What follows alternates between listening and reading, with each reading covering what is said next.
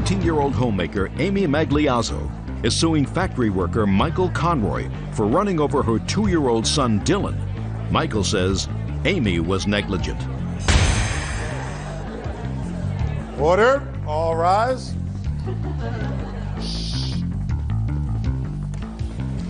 Your Honor, this is case number 453 on the calendar in the matter of Magliazzo versus Conroy. Parties have been sworn in, Judge. You may be seated. Ma'am, have a seat. Miss Magliazzo, this is your son. Tell me his name. Dylan Magliazzo. Dylan. All right, he's going to stand right behind you. According to your complaint, your son was run over by the defendant in a parking lot. Right. Is there somebody who can take care of him outside? My brother. Well, do you want to take him outside and let your brother take care of him? Mommy.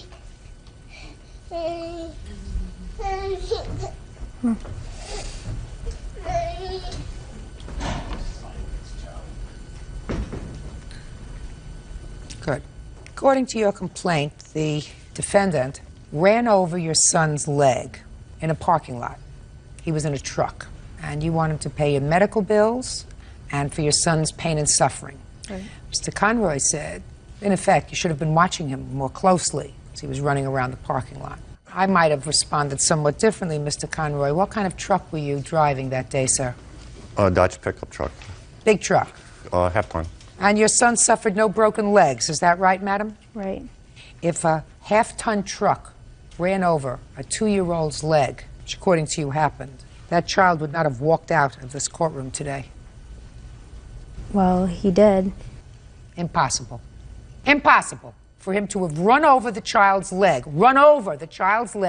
with a half-ton truck and not had a broken bone. And if he did, he was a very lucky little boy. Very lucky. So if he was so lucky, what I want to know from you is, why are you here? First of all, when he did hit my son... Just a second, let's go back. So you're really going to go through with this. You're in a parking lot, is that right? What were you doing in the parking lot? My son wasn't running around What were you doing in the parking lot? Standing out front. My son wanted to watch Shh! You were standing out front of what? the parking lot where my son's father lives. You have a picture of where this happened? I do. Can I see it, please?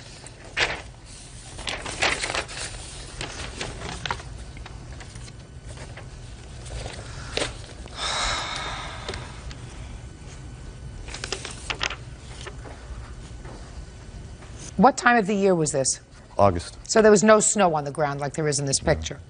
I want you to have her take a pen, Bird, and mark down where she was standing with the child at first, and then where the child was allegedly run over by the defendant. Where she was standing? Right here. And where the child was run over by the... Right here. Thank you. Mm-hmm. That's where she was, and that's where she says the child was hit. So you tell me what happened, madam. You're standing outside the parking lot with your son. Right. And my son wanted to watch the electric company. They were putting power lines there. He wanted to see the big trucks. So we're standing out there. My son's... How many people? You, your son, and who else? 10 or 12 other people. Were there other children? Yeah. Go ahead. My son had walked away from me, and I went to go grab him. And Mr. Conroy pulled in the parking lot and then reversed his truck back. Obviously didn't look in his mirrors to see that my son was behind his truck. Hit my son in his head, knocked him over, then was on top of my son's leg. Me and my son's father were screaming and yelling, banging on the man's truck to get off my son's leg. He just looked at us like he didn't know what was going on or anything. Like, it's not even that he didn't know what was going on. We told him, "You're on my son's leg, get off my son's leg," and he just looked at us like we were out of it. And finally, after the electric company, the guys from the electric company ran over and everybody ran over, I think he finally realized he was on my son's leg. Well, he pulled his truck up, got off my son's leg, not coming over to see if my son's okay, if he hurt my son, not asking. When he got off your son's leg, who picked up your son? I did. Then did you put him down on the ground? No. You didn't let him walk to see if he was okay? Oh, I picked him up, yeah, and he couldn't even stand on his leg. His leg was like that swollen. Mm-hmm. I then immediately took him to the emergency room. Mm-hmm. Why weren't you watching him more carefully? I was watching him. No, you weren't. He obviously wasn't watching where he's going because he You knows weren't- kids listen are to- in that parking lot Listen every to day. me, madam. You weren't watching him carefully enough. So that gives him the right to not. Listen to me, madam. You weren't watching him carefully enough. How old was he? 2. And you're in a parking lot, is that right? In front of a parking You're lot. in a parking lot. Right. Now, I have 8 grandchildren, and I'm still have sufficient brain power to remember when my children were little. When my children were little and I had a 2-year-old, or when I'm walking around with one of my 2-year-old grandchildren in a parking lot, they hold my He did have my hand. He did have your hand? Yeah, and he Oh, let go of well my then, hand. shh, quiet. He did have your hand. Then is what you're telling me that when Mr. Conroy hit him and knocked him over, you were holding on to his hand? No. So you weren't holding his hand? No. Before. Right. What I'm saying to you, madam, is when I'm in a parking lot with my 2-year-old grandchild, or I see my children walking with their children when we pull into a parking lot, we're going someplace, they run out, grab the hand, because they know they're not allowed to cross a street without holding somebody's hand. They're not allowed to be in a parking lot without holding somebody's hand. So Right, but you if- weren't holding his hand. I mean, if you drive a truck, don't you look in your mirrors to see if there's anybody behind you? I'm not saying that he's without fault. I'm saying to me, you seem to think it's all his fault, and it's not. Oh, I know it's. You're the parent. It's primarily your fault. Now, should he have been watching where he was going? Absolutely. And should he have been more careful if he saw a lot of other people there? Absolutely. And sometimes there's a little child dart out so that even if you are careful, you can miss him? Absolutely. You're not supposed to miss him. That's your only job. Judge Judy continues in a moment. How am I to know if he was drunk? How am I to know you weren't drunk? Oh, I was Yeah, only a drunk. parent who might be drunk or under the influence of something would let a 2-year-old march around by himself in a parking lot. That's what you did. That's what you did.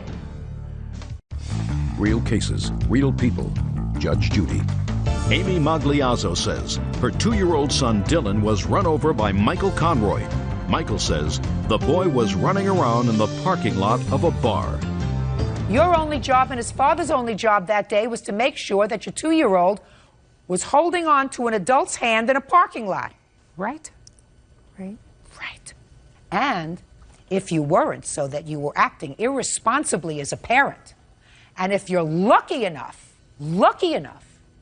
to have gotten away with a warning from God that this is what can happen to you. You can lose your child if you're not more careful, because he wasn't hurt, because he clearly walked out of here. He has sleeping problems. That's Nightmares. your problem. No, it's not.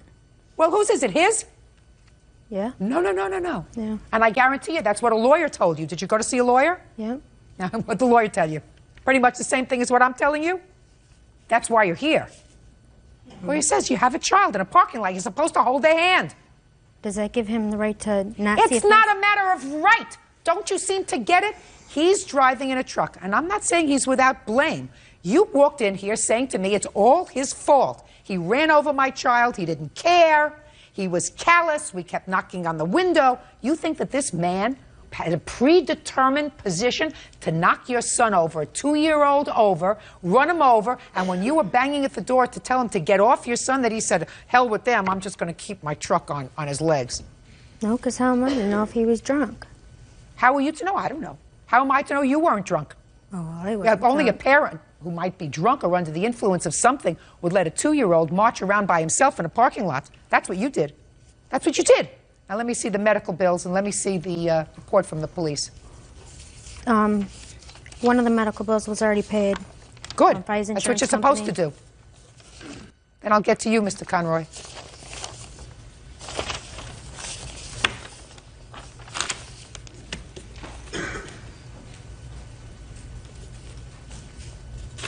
Now, when did the police contact you, Mr. Conroy?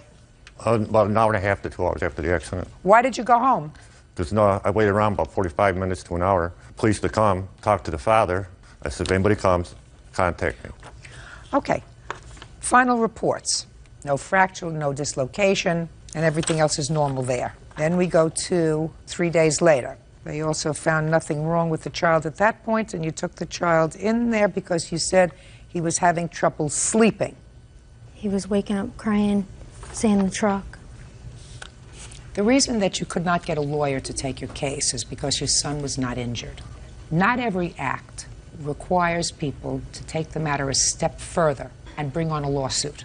You should feel, as I indicated before to you, very, very lucky that despite what could have happened to your son, because you were not vigilant in taking care of him, and because Mr. Conroy probably should have been more careful when he was driving his truck when he saw other kids and people around in the parking lot, despite that, your son was not hurt.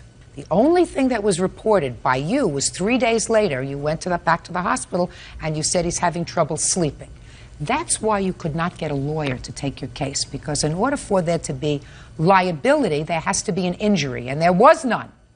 Now, it's possible that your son's going to have, even at his age, a bad recollection for a while about what happened when he was knocked down by a truck. That's possible, but it will pass. Right. He was 2 years old. And it will pass. But it's a sleeping disorder. It's a post-traumatic sleeping disorder. Let me explain something to you, madam. Don't tell me what it is. Are you a psychiatrist? No, but that's what the doctors. I'm not interested in what you tell me that the doctors say, because that's not what it says here. And I'm telling you, you're going to have another baby? Yes. This is your second child? Third. Third child. How old are you? 19. 19. I would suggest that you pay more careful attention to your children at age 19. It's your job to take care of them. At 19, you shouldn't have 3 children to begin with. If you have to take care of them. I do take care of my kids. And not put the responsibility of taking care of your children onto somebody else. It was not his responsibility to watch out for your child in the parking lot that day. It was your responsibility and his child's father. And the fact that there was almost an accident, a tragic accident, because your son could have been really hurt or killed or worse, is not his fault. It's your fault. He is partially responsible, and if the child was hurt, I might have found him partially responsible for the child's medical bills. So it's okay. But he was not hurt. And for that, you should say, thank God, and not bring a lawsuit. Your case is dismissed. That's all. Parties are excused. You may step out. 20-year-old student Emily Sievers is suing her ex-boyfriend, 23-year-old electrician Anthony Shizeski, for throwing 2 knives at her. Emily says the knives missed her, but they hit her car. Order. All rise. Quiet in the courtroom, please. All rise. Yeah, this is case number 278 on the calendar in the matter of Sievers versus Shizeski. You're welcome, Judge. Parties have been sworn in. You may be seated. Ladies, have seats. Ms. Sievers, the defendant was a former boyfriend of yours? Yes, is that right? yes.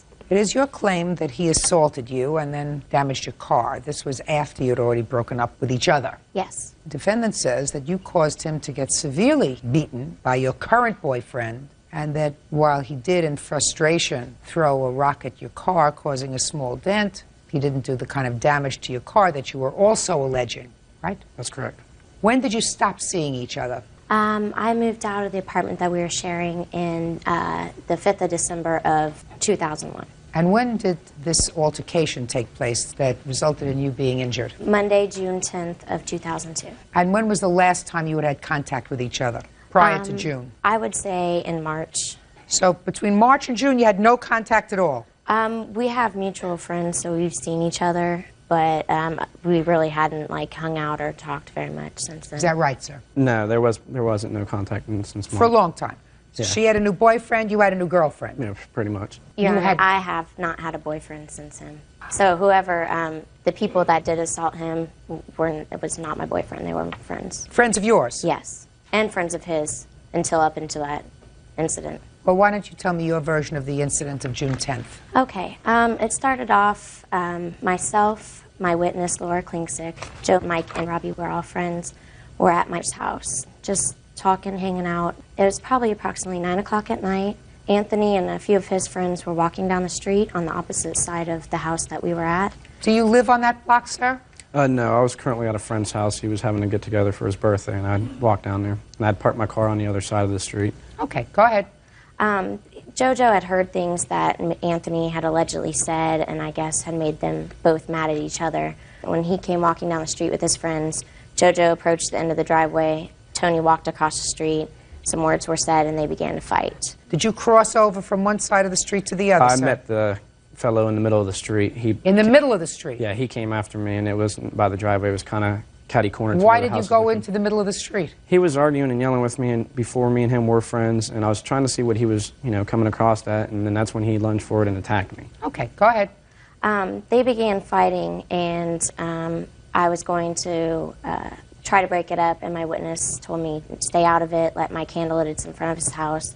So I stepped back. I did let Mike go up and handle it. He broke it up, told both of them to, leave. At that point in time, I saw that Mike and Tony began to fight. And Mike and Tony? Yes. So the person that went over to try to break up the fight Yes. started to fight with the defendant? Because Anthony would not leave. What did he say, I'm not leaving? He just stood there. He wouldn't leave. So what did Mike do? I did not see who hit who first. Oh, okay, so you didn't see. Mm-mm. Go ahead. But I did see them fighting. I went down there. I was screaming for them to stop. They were fighting very aggressively. Anthony got brought to the ground, and I saw that he was very badly hurt. He was bleeding. Where was the other fellow who had originally confronted the He was defendant? standing back. It was just Mike and Anthony fighting at that point in time. So what happened next? You went over and started to scream. I just screamed for them to stop. At that point in time, Mike did walk away. Anthony was on the ground. I went to help Anthony up. I saw Mike come back towards him. He kicked him, and at that point in time... Who kicked who? Mike kicked Anthony while he was on the ground. Yes. At that point in time, Mike walked away. I did grab Anthony's arms to help him up, getting blood head to toe on myself.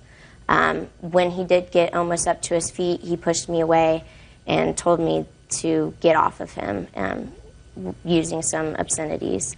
At that point in time, he began to walk down towards his car. Myself and his friends that were walking with him walked to his car also. At that point in time, he was in his car. I leaned in to see if he was okay, and he sped off with me halfway, still hanging in the car. His two friends that were with him asked me if I could take them home, and I said yes. So I grabbed my witness, Laura, and we got into the car. They said, can we stop by his house to see if he was okay?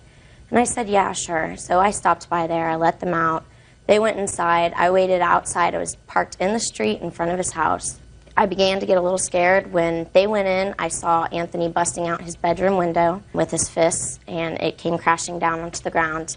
At that point in time, Anthony did come out with two objects in his hands, and he began to throw them at me. I ducked, and I do have pictures here of where I was standing in reference to where the knife hit. It slashed the car, and the other knife landed directly behind me, so if I would not have ducked, it would have hit me in my face. Where were you assaulted? I haven't heard anything about your assault yet. I was assaulted when I helped him up off the ground. He pushed me away, and when I was hanging in his car, he took off without, letting How were you me assaulted? down. I didn't hear anything about you being injured. Well, I was... What? I was not injured physically, but mentally. The knife... Well, forget mental. Forget mental. I'm not dealing with your mental injury. I don't believe you were assaulted at all. I believe you got involved in a very hot situation. Well, I don't believe that the hot situation should have led to knives being thrown at my face. That's not what we're damage to my talking car. about, madam. We're talking about assault on you. And if you went to help him up, and he's already been beaten by one person, he's down on the ground, another person who went over there to help him comes back and kicks him. You, according to you, go over to help him up, and he is covered with blood and, according to you, severely injured, and he pushed you away, and you're not hurt, you're not injured. Why would you sue him for assault? Well, I believe... You're in the heat of a moment. You went and followed him to the car. He gets into the car. He's all bloody. According to you, you're really worried about him. He doesn't want to stop and talk to you. He wants to have nothing to do with you. You're touching his car. The fight was not because of me. I did not Who start knows the whether fight. it was because of you or not? All I know is you weren't hurt, because if you were hurt, you wouldn't have gotten in your car, driven over to his house. You would have gotten in your car and driven to a hospital. Judge Judy continues in a moment. I don't understand why you went to his house. Taking his friends home, they asked me Just to a stop. second. Let somebody else take his friends home. Madam, why would you go to his house? Don't understand that. Real cases, real people. Judge Judy. Emily Seaver says ex-boyfriend Anthony Shizeski threw two knives at her in a fit of rage. Anthony says he only threw a rock. Okay. Your turn. What? You Your pled Honor, guilty. I pled guilty To what? to throwing a rock at her car. And you did throw a rock at her car. I did throw a rock When? at her car out of Out of frustration, at the time, she did pull up to my house. She was blocking my driveway, would not let me leave. I needed to go to the hospital. I repeatedly told her, please let me leave. I need to get out of here. She refused to. My brother asked her to leave. My mother asked her to leave. The two guys that she supposedly brought over asked her, you need to move out of the way. She's blocking my driveway. So at that point, I began walking to another friend's house so I could go and have medical treatment. I got pictures showing how badly beat I was. This is 2 weeks after I'd like to see the it, please. incident. Those pictures there show what happened. That was 2 weeks after. No question. She says you were very badly injured. What was the fight about? I'm not really 100% sure. Well, let me try to bring you back a second. You're crossing the street in order to get to Jojo. Is that his name? Yes, Joe. that's his name. And Joe was crossing the street. Whatever. You get together. Joe starts to say something, and you end up in a brawl.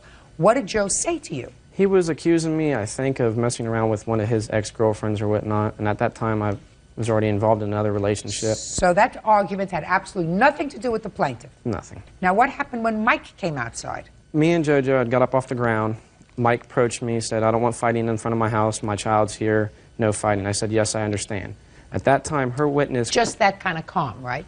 Well, not really No. that kind of calm. Okay. I mean, there was a little bit of frustration going on. But at that time, her witness had grabbed Mike's child and carried her into the house. And I kind of noticed that. And when I noticed that, that's exactly when Mike turned around and punched me.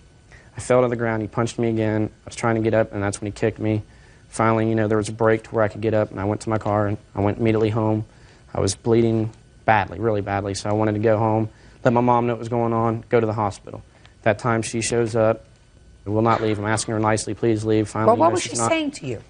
I couldn't really make out what she was saying. I mean, at that time, I was so badly kicked and punched. I mean, my face was swollen. I couldn't even make out objects to really see. I mean, I just know she was there. I asked her to leave. There was no reason for her to be there. Well, when you said to her, I'm asking you to leave, you didn't say, would you please leave? No, So I didn't say it like Yeah, I that. mean- I was being... Well, you said, get out of here, you cursed, whatever else. Yes, Your Honor. And she did not leave. No, she denied to. She said, no, she's not leaving. She's staying there. You know No, what I that mean? doesn't sound right. Doesn't sound like she would say, I'm not leaving, I'm just staying here. Well, I mean, I don't know Go if ahead, that's... what? Okay, I have a witness that can justify that the only time he asked us to leave was after he threw the knives at me, and the only reason why I would not leave after he threw the knives was because I had already called the police. I don't understand why you went to his house. Madam. Taking his friends home, they asked me Just to a stop. second. Let somebody else take his friends home. I don't understand why you, who just told me you were assaulted twice, once when he knocked you over, when he pushed you away, once when he sped off and you were hanging onto the car, why in the world didn't you just mind your own business?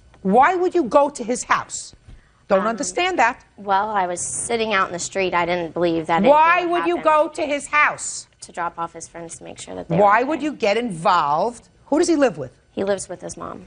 Okay. His mother can take care of him. She took care of him from the time he was born. What did you go to his house for? I also wanted to make sure he was okay. I was waiting for his friends Call to come his out. house. He did not have a phone. His mother doesn't have a phone? Mm-mm. I don't believe that. I believe it's a lot of who shot John. I mean, she had a cell phone, but I did not know the number. Listen carefully to me.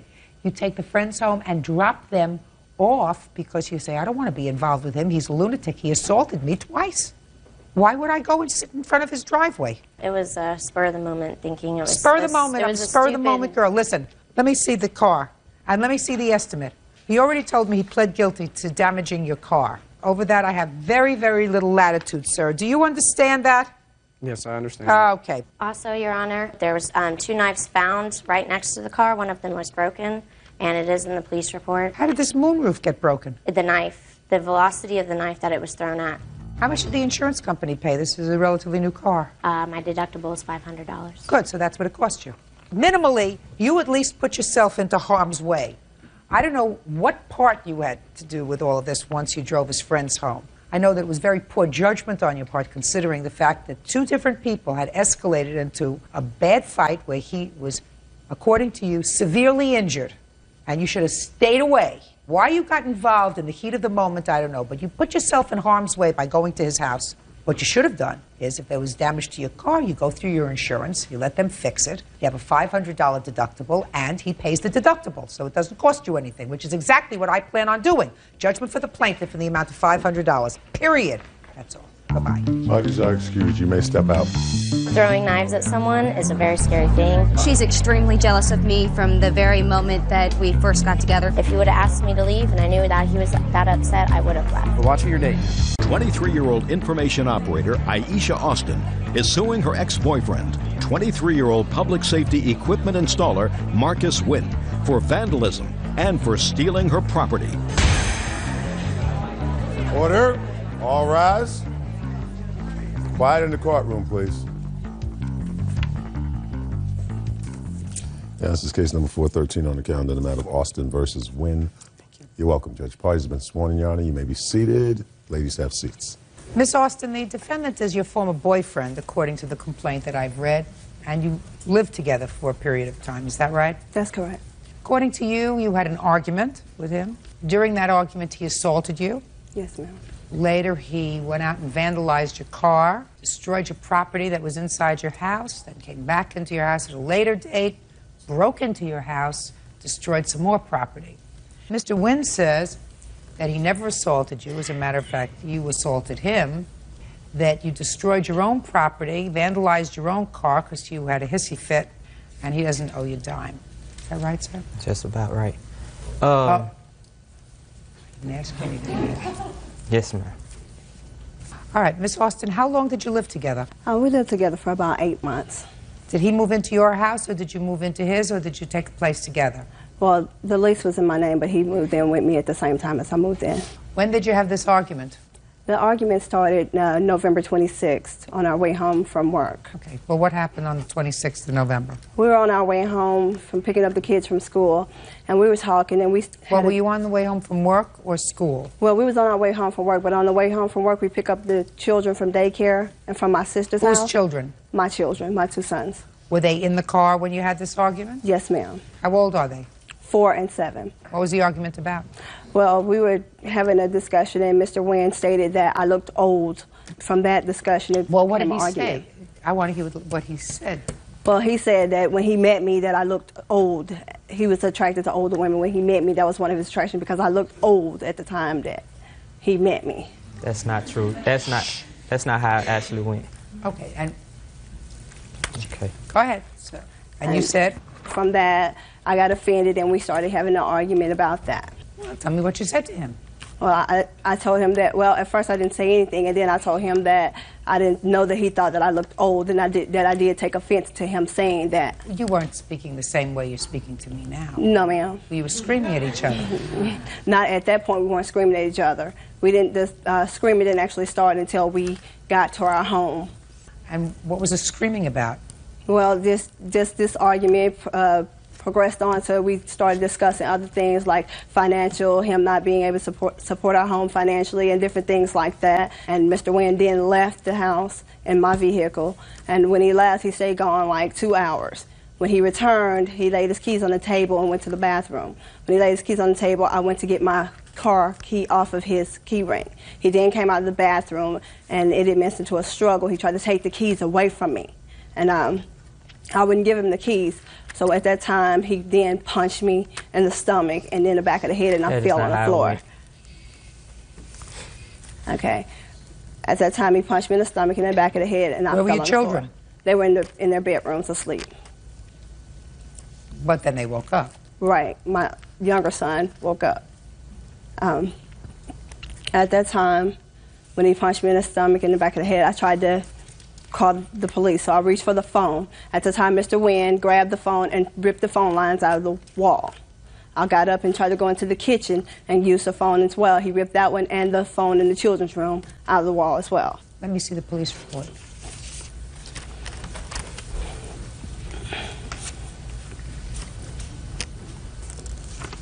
Okay, go ahead. Mr. Wynn then left out of the door and went outside and started to remove items from my vehicle that he had placed on there. Like what? Like lights. He puts neon lights on the vehicle and different things like that. And I went out the back door and ran down the street to the payphone to call 911. When I returned, Mr. Wynn was already gone with both sets of keys to our house and my car, and had locked my sons inside of my apartment. So what did you do? The police came. When the police came, they helped me beat on the door, and my 7-year-old son woke up and came and opened the door for us to get in. You have pictures of the car? Yes, ma'am, I do. I'd like to see them.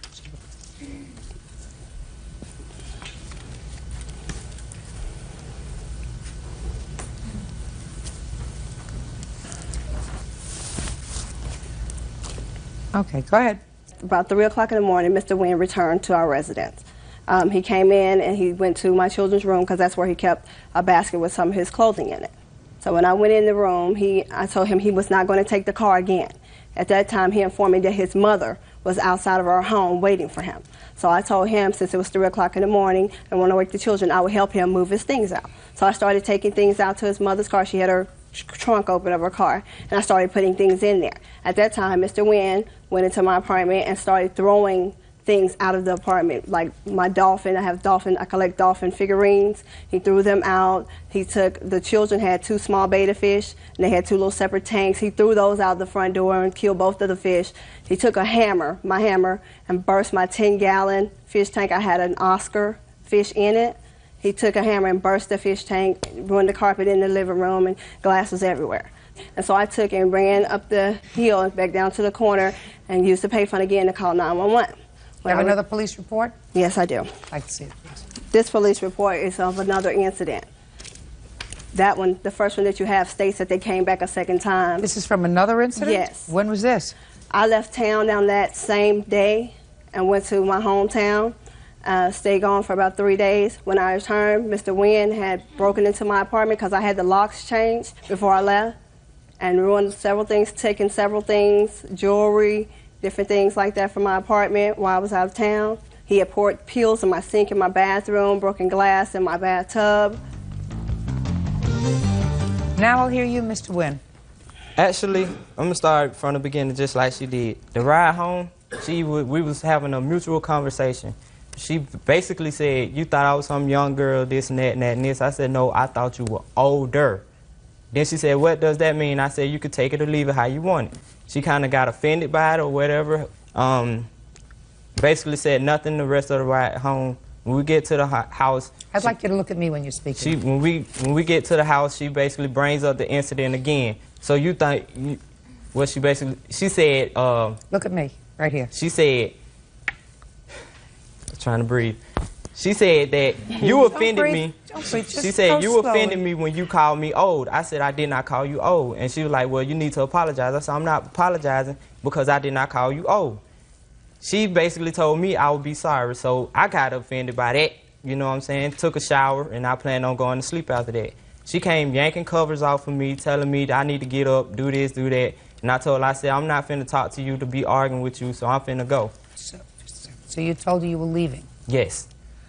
And you left? I left. And how did you go? I left as, you know, like any normal, I wasn't mad. No, did you leave in her car? It was, you know, at that time, what's mine is yours and yours is mine. That's how we had it. What did you have? Shh, listen to me. I'm sorry. What did you have? At that time? Did you have an apartment? No. Did you have a car? No. So what did you bring to the table? I brought whatever, you know, at that time I provided. That's a reasonable question. Why are you looking like that? It's a reasonable question. Right. What did you bring to the table? What's mine is mine, and what's yours is mine, is what you're saying. Right. And, you know, it's basically... Right, that's what I thought you were saying. Whenever we needed anything in the apartment or anything like that, I would either get it or she would get it or we'd go together and get All it. I asked you was, what was it that you brought? She had the home, she had the car. What did you bring? I went half with her on the deposit, half with her on the rent, and whatever other bills we did. So that's how it basically was. It's like we went half and half on everything. So you left in her car? Right. And what happened when you came back? When I found out she wasn't asleep, I seen she was trying to take keys out the key ring, which to the car, and also at the time I thought the apartment too. And I tried to take the keys from her. You see what I'm saying? And at that time she punched me. That's not true. Don't interrupt him. She punched me 2 times, and I reacted in punching her. We're going to go through this carefully. Okay. She's taking the keys off the ring. Right. You come into the room. Right. You go over to her. Okay. The way she had the keys, in her hand. My key ring has a little long thingy on it. I reached out and grabbed it.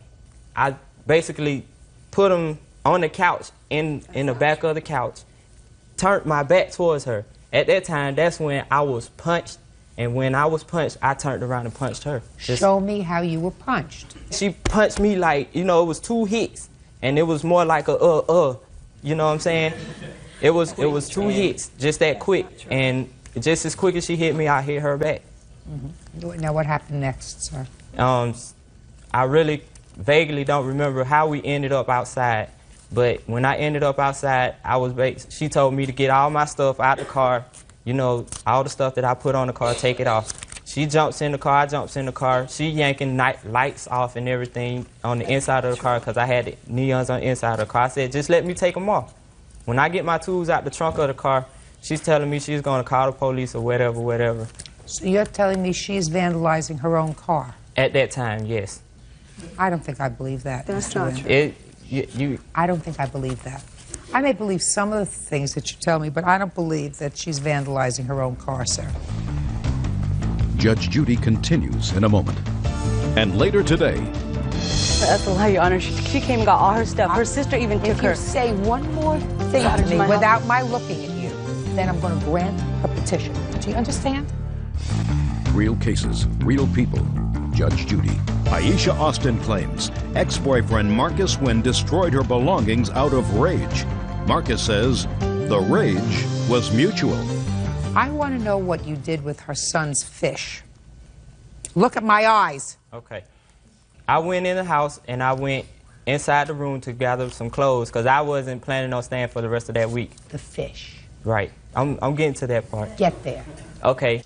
When she noticed I was trying to leave, she started grabbing my dishes and, like she said, throwing them in the back of my mom's car and was breaking them at the same time. I kind of got agitated and I started throwing her stuff out. She started throwing stuff of mine out. I started just picking up stuff and going crazy myself. I took the fish, threw them around, went across the fish tank with a hammer. And that's just plain and simple. Got there. Then there came a time when you came back to the house. Correct. But she had changed the locks. Right. The lease wasn't in your name. Right. So you broke into the house. Right. You can't do that, Mr. Wynn. Now, I'm not saying that Miss Austin didn't lose her temper. Miss Austin. Yes, ma'am. I believe you probably lost your temper a little bit. That be a fair statement? Yes, ma'am.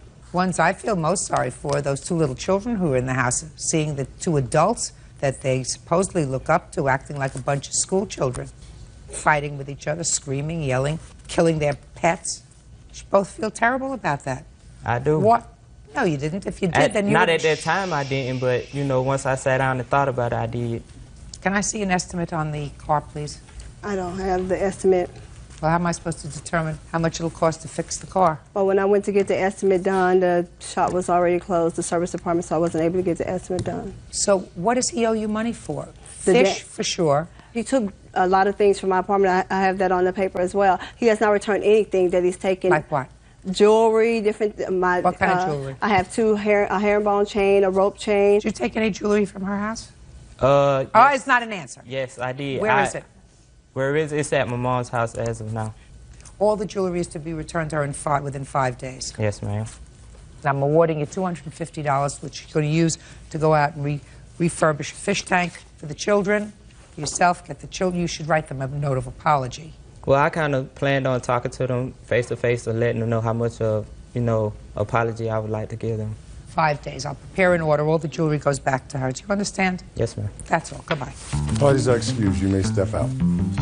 I just feel like it got out of control that night, and it's something that shouldn't have happened at all. Man, you'd thought we was at WWF wrestling. The best way to handle it is just to have left it alone in the beginning. It was just like a mad man and a mad woman going at each other. I'd like to get my life back on track. She's got nude pictures of herself laying all over Houston. If he wouldn't have come in here and tried to lie, I'm sure things could have been worked out. She was trying to act like a good girl. We got pictures right here showing she was a bad girl, butt naked and stuff. And now the next case. All parties in the matter of Robert versus Joseph Oski, step forward, please. Student Kathy Robert is suing her former friend, freelance event coordinator Marion Josephowski, for the value of her pets. Marion is countersuing for harassment and lost wages. Miss Robert, the defendant was a friend of yours, according to you, and agreed to do some pet sitting for you. That's correct. And according to you, she sold your pets to a local pet store. You want to be compensated for the pets The defendant says that she did, in fact, agree to watch your animals for you for a day. It ended up being 3 weeks. She couldn't keep them anymore. She is counterclaiming alleging harassment. So why don't you tell me when and under what circumstances she agreed to do this pet sitting for you? She agreed originally to do it for me on July 8th. I came over and left my animals on July 16th. It was supposed to be... Okay. What kind of animals were they? I had 3 birds, 1 bunny, and a small fish aquarium. 3 birds, 1 rabbit, and 1 fish tank? Small aquarium, yes. Well, what was in the aquarium? Some guppies. Is this just a bowl? Mm-hmm, a bowl. So you're talking about a fish bowl, hardly an aquarium. No. 3 birds, what kind of birds? A plumhead parakeet and a white-faced cockatiel and a albino parakeet. Why did you tell her you needed her to watch the animals for you? I was moving out and my apartment wasn't ready yet, and I couldn't put the animals where I was going to be staying, so she agreed to take care of them, and I gave her $50 to do that. Did she give you $50? No, ma'am. She gave me $25, a check which she asked me not to cash for several days, which I complied with. Does that sound right to you? No, because she had a closed bank account and I couldn't give her a check, so I gave her cash on different times. That's not true. What do you mean you gave her cash at different times? I gave her $25 initially, and then whenever I would come over to visit, I'd give her $10. All right, so initially you did give her $25. Initially. Okay. Now, you brought the animals over on the 16th? Correct. Then what happened? And then I came over to visit once a week. She knew that she would be watching the birds for about 3.5 weeks. Don't tell me what you knew. Did she come over once a week? About that. Fine. How many weeks did you visit? 3. When did you tell her you wanted the animals back? I had asked her if she could watch them till about August 15th, but she said that she needed me to come pick them up about August 8th. So I said, okay. And I tried to call her August 8th, 9th, 10th, 11th. Never got a phone call back from her at all. Well, when was the last time you had visited your animals? I believe it was July 31st, and I went over on July 31st, and my bunny wasn't there. She said that the bunny was being cared for by her ex-husband, which we later found out was a lie. They were over at her little girl's friend's house, and we went there approximately 6 weeks later and picked it up from the little girl's friend's house. Okay, so the bunny you got back? The bunny I got back, and I bought back 1 bird from the pet store. Bunny you now have? The bunny I have. What happened with the birds? Because it's the birds that we're talking about.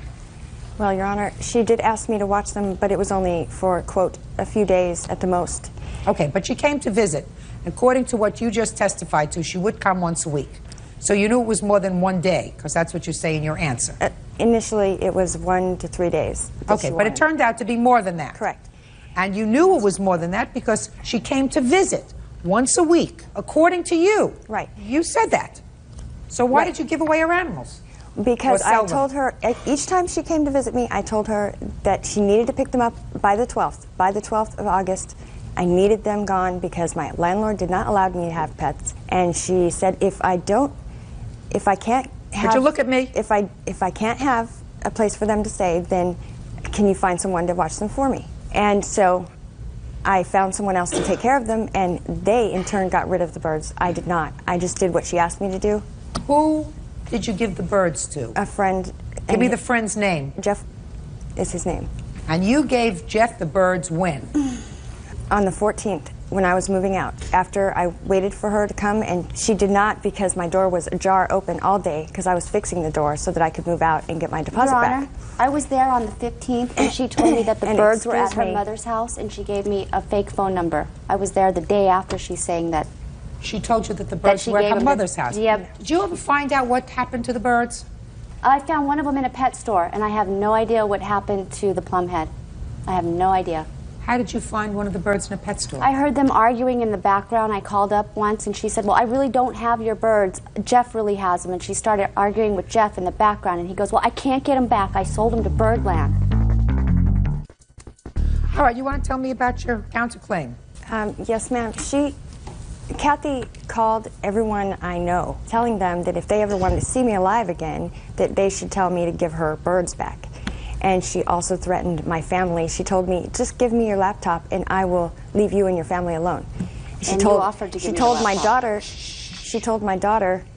that she was going to come to her school if I didn't give her anything in return for her birds being sold, which she knew that I did not sell. That's not true. And threatening me, and she made me lose a babysitting job I had because I had a 3-year-old there, and she was screaming at my face. She was right here telling me she was going to trash my car and she wasn't going to leave us alone. And you had no right to give anybody her animals. This isn't a situation where she left these animals with you, totally unattended. She never came back. I'm speaking. The $25 that she gave you more than covered any food for 3 birds and a rabbit for 3 weeks. So there's no question that you didn't have any out-of-pocket expenses, even if she didn't give you any more money. I mean, bird seed and rabbit food, $25 worth goes a very, very long way.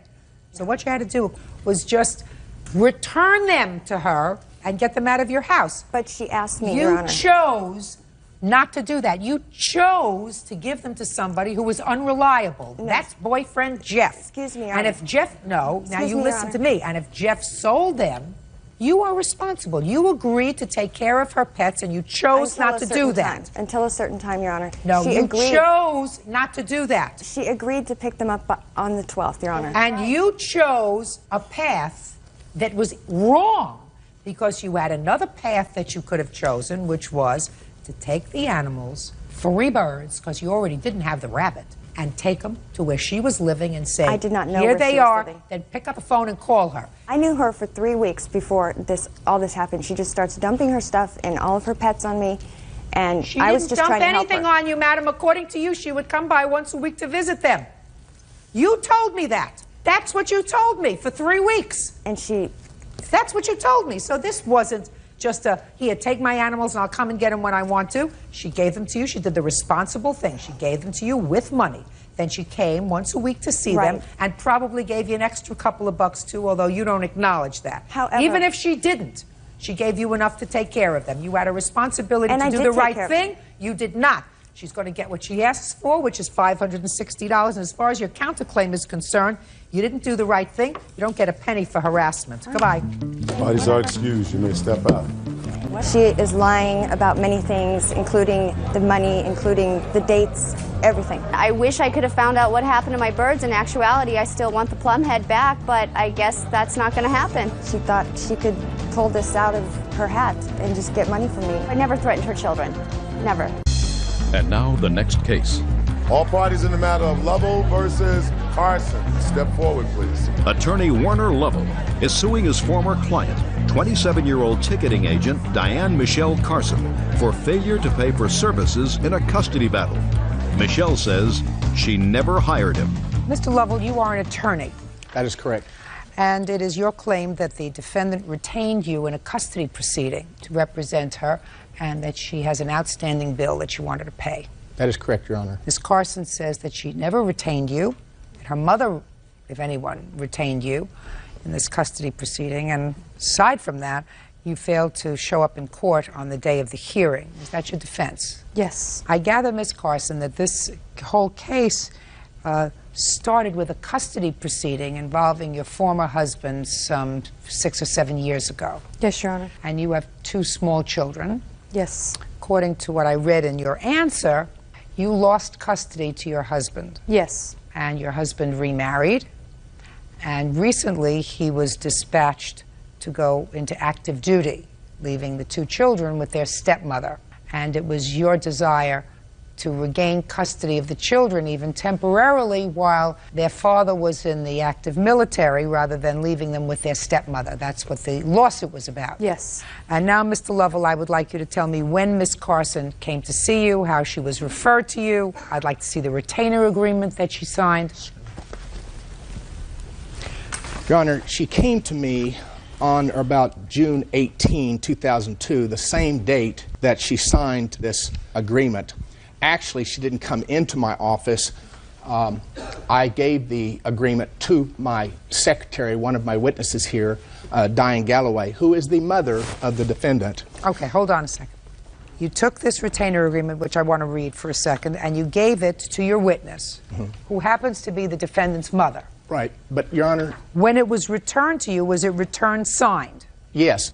So your conversations were primarily with her mother, who was your secretary? That's correct. Did you sign a retainer agreement with the plaintiff in June? No, I did not. Step up, please. Ms. Galloway, you work for the plaintiff? Yes. For how long? 5 years. Prior to the 18th of June, 2002, did you discuss with the plaintiff your daughter's predicament with regard to her 2 children? Yes. When had your daughter first contacted you and told you that the children were going to be with their stepmother? She didn't contact me. I just knew. How did you know? Because I correspond with their father and the stepmother. When you found out about it, what did you do? I encouraged her to try to get temporary custody of them. When did you speak to him? June the 18th. Are you telling me that prior to June the 18th you never spoke to him about the situation? Not as far as in a professional manner, just as far as in corresponding, I would come in kind of depressed or upset or something and, share with him the situation. Now, in June is when you had the first formal conversation with him, is that right? That's correct. And was it at that time that he gave you this retainer agreement? Yes. And what did you do with the retainer agreement? I signed it, and then Michelle signed it. Where was she when she signed it? In my kitchen, in my house. On what date? September, I'm going to say probably around 21st, 22nd. Your Honor, Shut. I don't want you to speak. Okay. Judge Judy continues in a moment. The conference with client that you are referring to in your billing statement has to be Miss Galloway. Is that correct? Yes, but may I explain? No. Real cases, real people. Judge Judy. Attorney Warner Lovell says former client Michelle Carson owes for his services involving custody. Michelle says Mr. Lovell was hired by her mother, so she should pay. Why is it that your daughter didn't sign the retainer agreement until September? Because the proceedings, the way they were going, we thought we were going to have to, get attorney fees from the defendant. And I couldn't do that because I was not a party to the litigation. Mm-hmm. So I told her, in order to get attorney fees, you're the party, I'm not, you need to sign this. Now, when was the hearing in this case? First one I was involved in was scheduled for June 28, 2002, but we went in a day early, the 27th, at mutual agreement. Mr. Lovell, between June 18th and September, how many court appearances did you make? I made that one. And then? There was another lawyer involved for the defendant here, and the defendant and her mother wanted someone with more experience. I have 32 years experience. Shh, Mr. Lovell. Who told you that? Diane Galloway, my witness, told me they wanted someone more experienced. I then communicated with the defendant about this, and I sent her letters. She never responded to one of the letters and indicated what was the date. What was the date of the letter, sir? It was September 23rd. Was to her lawyer, my co-counsel, pointing out. No, Mr. Lovell. Mr. Lovell, sir. Let me explain to you where I'm going, and you know exactly. You know exactly where I'm going, Mr. Lovell. Right. Between June 18th and some date in September that your witness is not sure of, the defendant did not retain you. She retained you. I disagree with that assessment. Well, I'm telling you, you may disagree with it, but since I am the final arbiter of what's going on here, you have to accept that, sir. Now, you are suing for work that was done between June and September. I think that your secretary wanted some help with a custody case that she thought was a good idea initially in April. She told her daughter that she thought her daughter should pursue this custody case as opposed to the stepmother. Her daughter retained her own attorney. She signed a retainer agreement with you in June. She did not sign it until September. And all I'm asking you now, sir, is to fill in the blanks for me when you had correspondence with the defendant. Show me. The first letter I had with her was the 23rd of September. Here's a copy of the letter. I had another one on October 8th. But prior to these letters, I had telephone communications with her, Judge, Your Honor, and she recognized me as her counsel. Don't tell me she recognized you as her counsel, sir. I don't see that she recognized you as her counsel. You don't have a retainer agreement signed by her until September. And in September, you started sending her letters that you wanted your money. She says, you're not my lawyer. I mean, I'm not asking her any questions. I'm just looking at your paperwork, sir, and listening to your witness. From August 6th to October 7th, Diane Galloway was out of my office with a wrist injury and surgery. So I was having to communicate some with the defendant directly. She recognized me as her lawyer. And did you recognize him as your lawyer? Honor, I never spoke with him. It was always through my mom. My mom would tell me something. I never spoke with this gentleman on the telephone except for one time, and it was a no charge on the billing statement. All of this other billing is conversation with Diane Galloway, conversation with Diane Galloway. All of the bills. Can I see it, please? How much did you pay your attorney? My attorney, $2,000. What happened with the case? I lost. Judge Judy continues in a moment. Who paid you your retainer on June 18th? Diane Galloway paid a $500 retainer on that time. I have a copy of the check she's given. I believe you. Okay. Am I correct that in your statement to this defendant, dated 7/1/02 for the month of June, that when you refer to conference with client, you are referring to Miss Galloway? Some of those were with Miss Galloway. I had a conversation or two with each one. Listen to me, sir. You don't say clients. You say client. Did you have a conference with Miss Carson on 6/18? The answer is either yes or no. No. So if you did not have a conference, Mr. Lovell, with Miss Carson on June 18th, the conference with client that you are referring to in your billing statement has to be Miss Galloway. Is that correct? Yes, but may I explain? No. On June 19th, did you have a conference with Miss Carson? Not in person. Are you telling me, sir, that you had a conference on the telephone with Miss Carson and you had a conference with Miss Galloway as well? No. The defendant worked for American Airlines and I couldn't reach her by phone during the day. When I would call, I usually would not get a response. If she had to come into my office, she would lose pay. Therefore, I would communicate to her through Diane Galloway. Mr. Lovell, I'm not going to prolong this torture anymore, sir. You do not have a case against Miss Carson and you know it. Case dismissed. That's all. Parties are excused. You may step out. Judge Judy continues in a moment.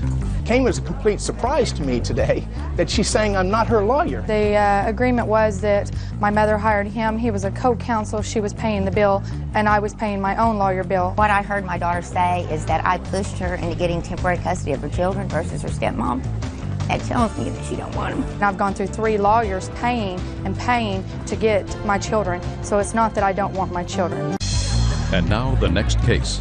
All parties in the matter of Cox versus Davis. Step forward, please. 21-year-old software tester Cameron Cox is suing her ex-boyfriend, 25-year-old bartender Jeremy Davis, for the balance on a car. Jeremy is countersuing, accusing Cameron of cashing 2 of his paychecks. Miss Cox, how long did you date Mr. Davis? We met in November, we started dating in December, and we broke up in May. And when did you decide to put a car that he wanted in your name and put down the deposit? In February. So you knew him less than 2 months? Well, we had been friends since November. You dated him for less than 2 months. You had a relationship with him for less than 2 months when you decided to do that.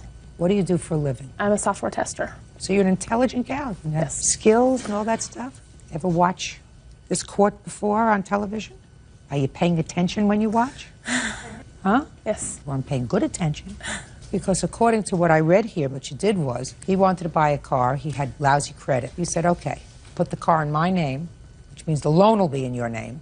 I'll put down half the down payment, $3,000. You pay for the car, you pay for the insurance. And that was the deal that you say you had with him, right? Yes. And then a few months later, the romance is over, he takes off, leaving you with the car, which was repossessed.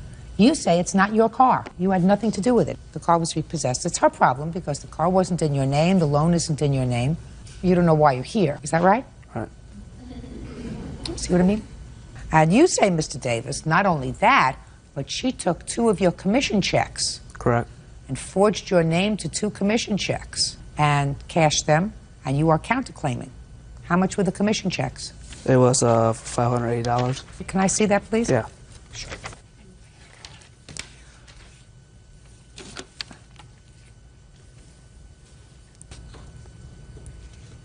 Did you forge his name to these checks and cash them?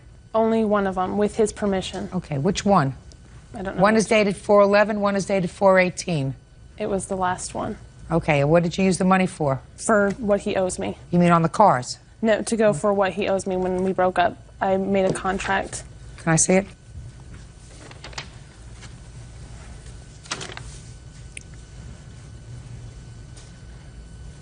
Did you sign a note that you promised to pay her all this money? I don't remember signing anything. Well, show it to him. There you go. Now, did you sign that? And Ron was a witness to it. Oh, that's not my signature, Your Honor. Okay. All right. It's not his signature. So let's go further, Ms. Cox. This says that he owes you half the down payment for the Explorer, which is $1,500. Correct. Okay?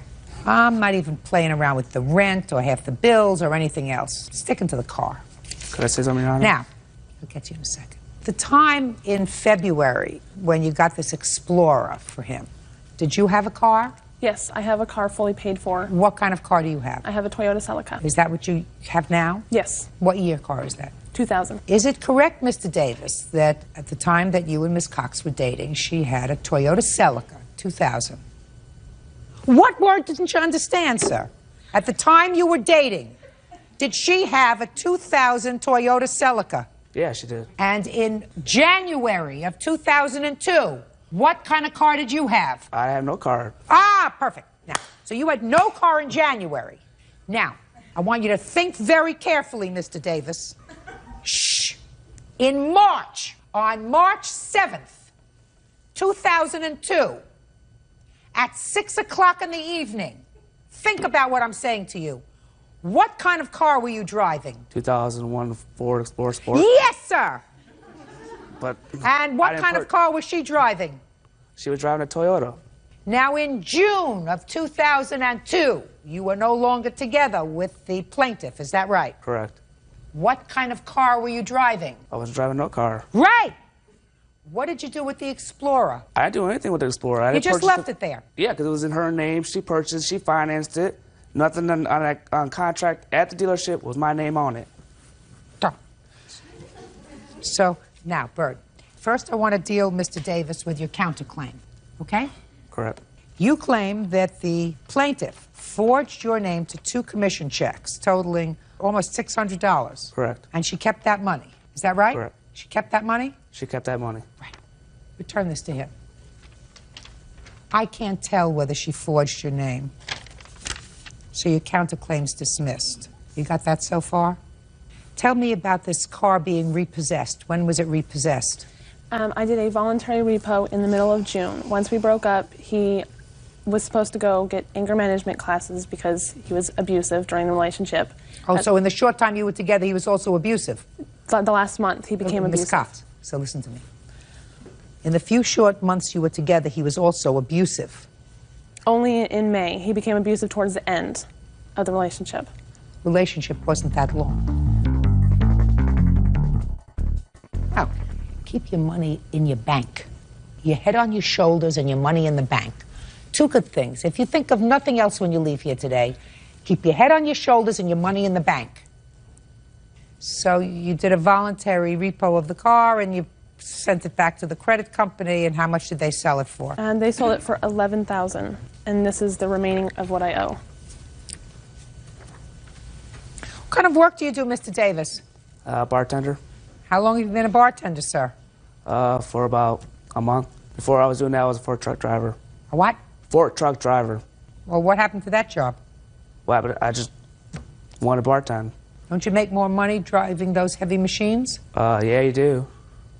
But I like the bartending scene, so chose that. You like the bartending scene? Yeah, meeting new people. You still owe $8,000 on this car, $8,800 on this car? Could I say something, Your Honor? What? I had received a call from Cameron that she had called me and said I messed up, and I was, well, what are you talking about? She had spent a lot of money, an 8-ball of Coke, used it all. She called me crying on the phone. God. What does that have to do with the Explorer? What does that have to do with your Explorer? Would you answer my question? Do what now? Mr. Davis, I'll have a vodka martini straight up. Can you hear that? Can you hear that? What does one thing have to do with another? Just wanted to make sure that I wasn't doing anything wrong, you know.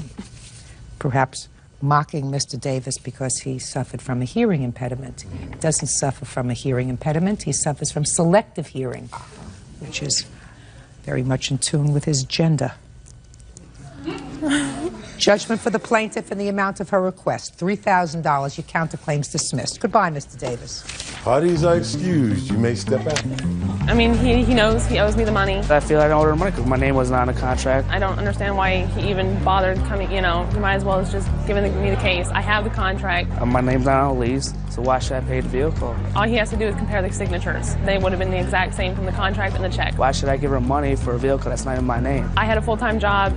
I wanted him to be able to access a job so that he could pay me back the money for rent and everything, so that's why I did it. She signed my payroll check. Nothing was forged, and he did sign that contract. And she forged and cashed. There was really no need to even come into court. I mean, he could have just started sending me the money like he had promised. Like I said, I guess don't date a younger girl. I have absolutely the worst credit, and I am, like, in a lot of debt. Not to meet people like her. I saw him as a friend. It wasn't just because that we were dating. I mean, I would have done it for any of my friends.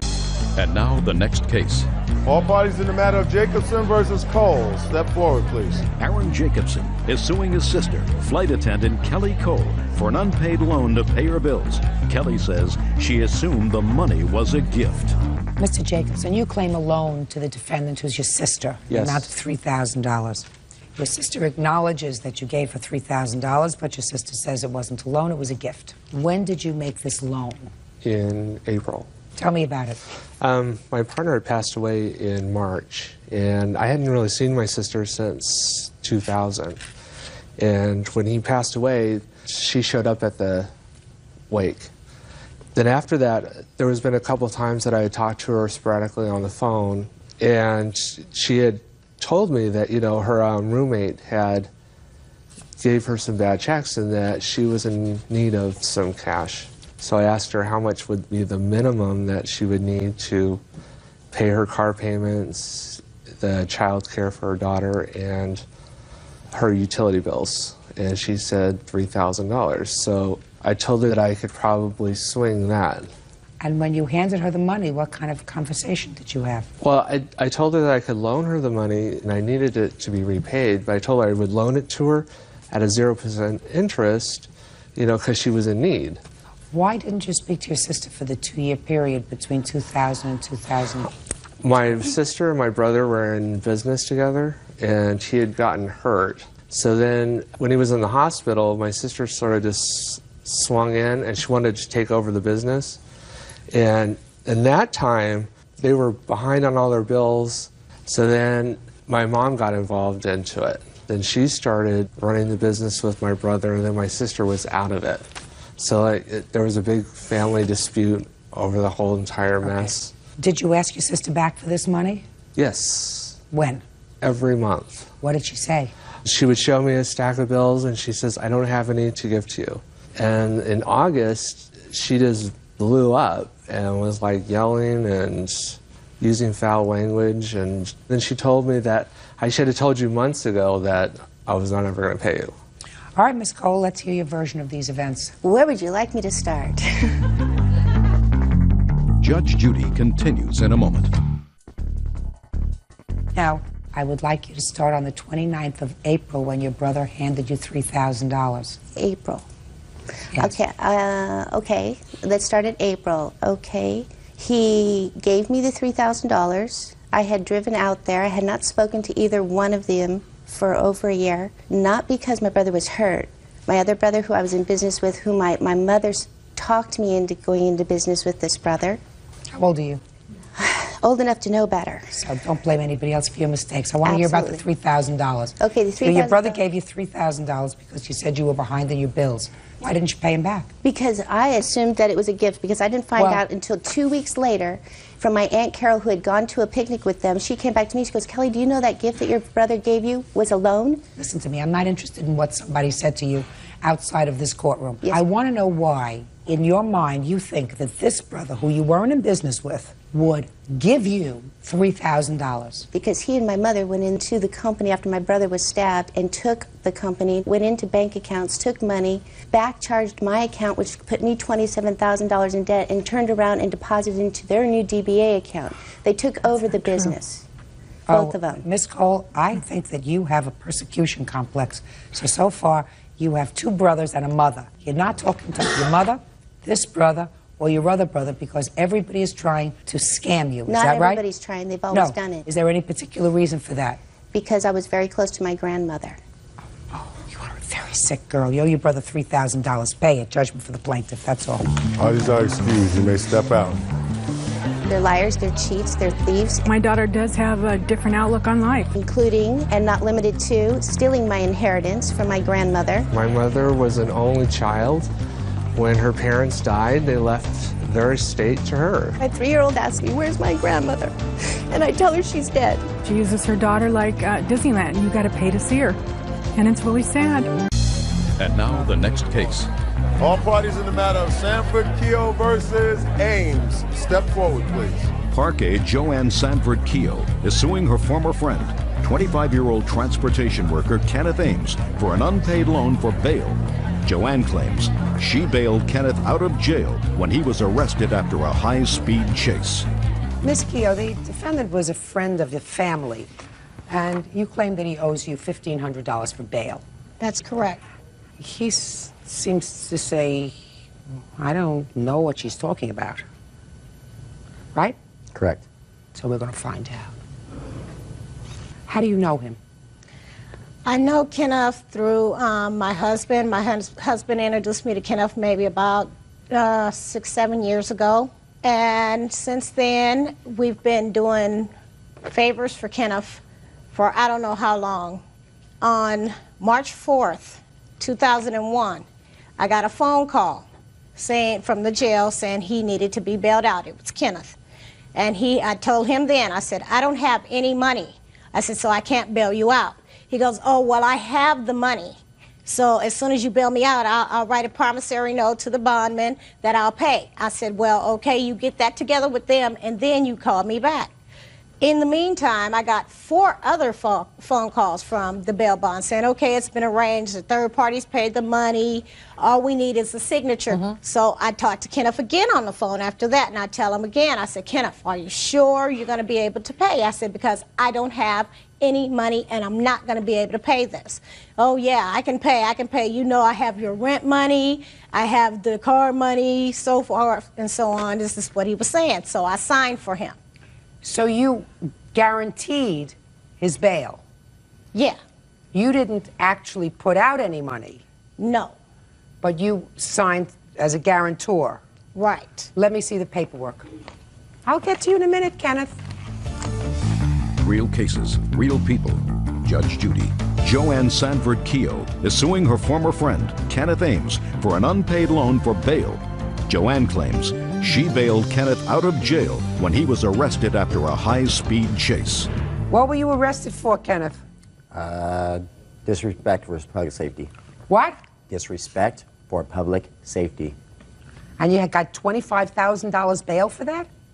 Correct. Tell me the facts underlying that case, Kenneth. The facts underlining, pulled over at a bad timing, unfortunately without a license at the time. Did an unfortunate thing of taking the police for a drive. I kind of went on a high-speed pursuit for a couple cities, places, here's and there's, and at the end of it... Was this the first time you were arrested, Kenneth? Correct, it was. It's the first time you were arrested? No. Excuse me. No, I'm sorry. Kenneth. Don't fib to Mother Nature. Okay, yeah, I've been arrested before, true. But have I been incarcerated before, prior? I asked you if you'd have been arrested before. Okay, arrested, yes. What kind of work do you do, Kenneth? Caltrans. What is that? Road work. Work on the freeways, clean up, pick up. Okay, so now I see what's left on this bail is $1,450. Is that right? That's correct. Okay. Who made the payment of $90? Kenneth made that one payment. Just a minute. And then I see another $25 payment. I made that payment out of my personal account after they called me on my job, harassing me, telling me they were going to garnish my wages and so forth. So he really owes you $1,475. Yes. Okay. Now I'll hear from you, Mr. Ames. As her story goes, correct, I was bailed out of jail. I already knew I was in there. I could either be OR'd without having a record prior to my name, so I figured if I even sat in there, it did not matter. But yet the fact of friends and other people that I knew said that I shouldn't sit in there due to the fact that anything could happen at any time. My employment could go down the tubes. So, to get out of there. What's the name of that comedian that talks and you can't understand him? Foster Brooks? That's the one that acts drunk. I don't have a clue as to what this man is saying to me. You want to start again? You cannot understand what I say, excuse me? I cannot understand a word of this defense. Not a word. Here, let me start over then. Good. As you know, Miss Keogh did not put up any money. Other people all came together to bail me out. All she had to do was sign to say that it would get paid. When I got out, I paid all the people back. Now, the remaining balance, I was told Miss Keogh was asked to make a payment for some reason. Then when I found out it was a $25 payment, which the payments were $90, I mean, Petty called me up telling me, I just paid your whole payment for you this month. You didn't pay me a payment, you paid $25. That's barely a quarter of the payment. Stop there. I'll make sure that the rest of it gets paid. It was paid off totally in full. You have proof of that, sir? Unfortunately, the person who did the payment off, his wife has the receipt. I cannot get in contact with her because he is gone right now. No, all you have to do is go to the bail bondsman.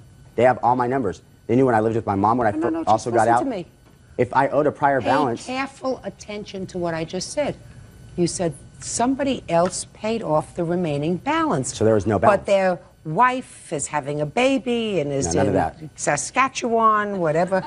So you couldn't get the receipt.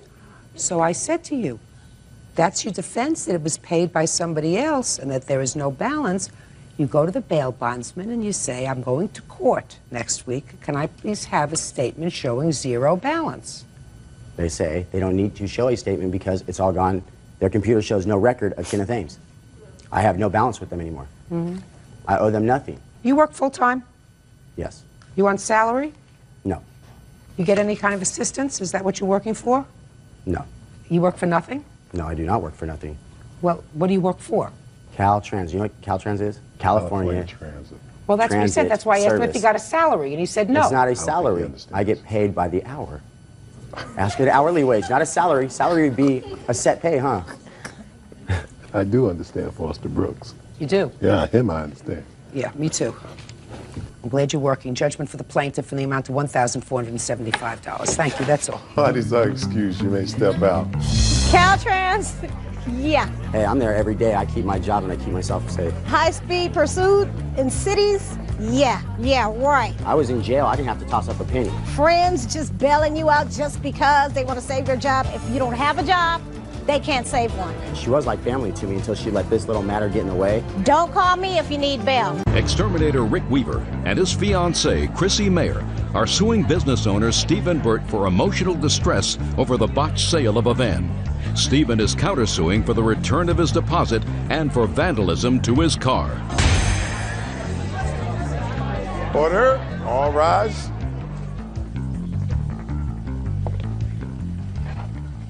Now, this is case number 273 on the calendar in the matter of Weaver, Mayer versus Burt. Parties have been sworn in, Judge. You may be seated. Ma'am, have a seat, please. Mr. Weaver, this case is a little complicated, so let me see if I can untangle it. You had a 1989 van that you decided to sell, and I assume you put a sign out in the van? Yes, ma'am. The defendant, who you didn't know, saw the sign and decided to buy the van. He gave you a deposit. There is some discrepancy as to the amount of the deposit, but he gave you a deposit. He was supposed to come back and pay the rest. Right. According to you, he did not come back on the day he was supposed to come back, so the next day you sold the van to somebody else. Yes. When he did come back for the van, you told him, I'm sorry, you didn't come back when you were supposed to, so I sold it to somebody else. The defendant said, okay, give me my deposit back. Right. You said it was a non-refundable deposit. Then there were several things that happened. He says you told him you'd give him some money when you got a check, and he came back a couple of times to try to get the money. In any event, you claimed that he had you falsely arrested for terrorizing him, Yes. and you want to be compensated for that false arrest. Yes. Mr. Burt is counterclaiming. He wants his deposit back, and he wants damage to his car because he said when he tried to pursue you for the return of his deposit, you did in fact threaten him, and you threw a brick at his car, damaging his car, and he's counterclaiming. So, Mr. Weaver, tell me when Mr. Burt approached you. He came to your house? Yes. What date? It was July 17th when he came to my house. I heard a doorbell ring, went to the door. Excuse me. I ask questions you had. July 17th is your answer. Yes. How much were you asking for the van? I wanted $1,000 for it. Did you write up an agreement with him? Yes, we did. Do you have a copy of the agreement? No, I gave it to him because it was like a receipt. Can I see the receipt, please? Yes, ma'am.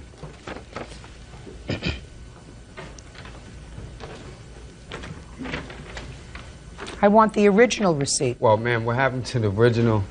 My wife had washed my pants and it got destroyed, and I had to make a copy of it. You say the price was $2,000, Mr. Burt. Actually, I want you to make very, very certain, Mr. Burt, that we understand each other absolutely 100% right. Do you understand? Yes, ma'am. How much of a deposit did you give him? I gave him a $1,200 deposit, ma'am. Show me proof that you had $1,200 with you and where you got the money from. Because he says you gave him a $100 deposit. There's a big difference. He says you're selling the car for $1,000. You say $2,000. You say you gave him a $1,200 deposit. He says you gave him... No, actually, I asked him for a $100 deposit. He brought back $200. Show me where you took $1,200 from, Mr. Burt. Yeah, I'm a carpet cleaning business owner. You're what? Carpet cleaning business owner. I own a carpet cleaning business called Priority One. What happened was, me and my wife went home. I got the $1,200. From where? From my house. What happened, I didn't have it in the bank because I had a discrepancy with bank, and I had to withdraw all my money out of the bank. And that basically came through a settlement that I had received. Bert, do you think that you can get me the Blue Book value of a 1989 Astro van with 200,000 miles? Sure. Good. Thank you. Now, sir, he gave you, according to you, $200, and he was supposed to come back when? On July 27th. He never called, never showed up. On the 27th? On the 27th, yes, ma'am. Okay.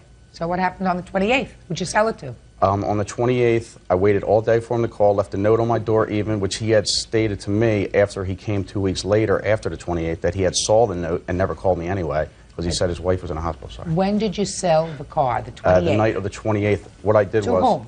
His name was Guy. And you have all of his information, is Yes, that right? I have the canceled check and the What's receipt. the canceled check? You can step up. Bert isn't here. Step up. I'm sorry. This is the receipt we wrote up the day of 28th. Good. That's Step canceled back. check. Thank you.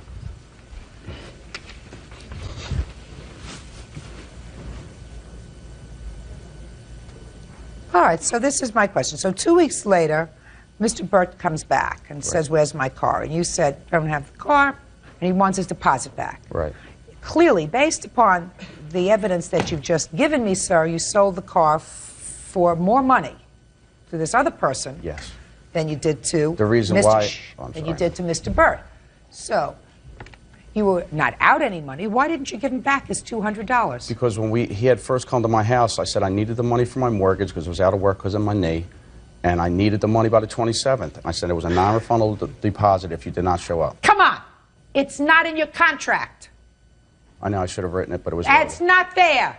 And if you write up a contract and it's not there, I mean, not that I'm saying this might not have been altered to alter the money, because I think that that's a possibility. Because clearly I believe that you sold the van for $1,100. So why would you sell it to him for $2,000 and then sell it to somebody else for half that? You have a price there for me? Trade-in fair is $900, Judge. Okay. Fine.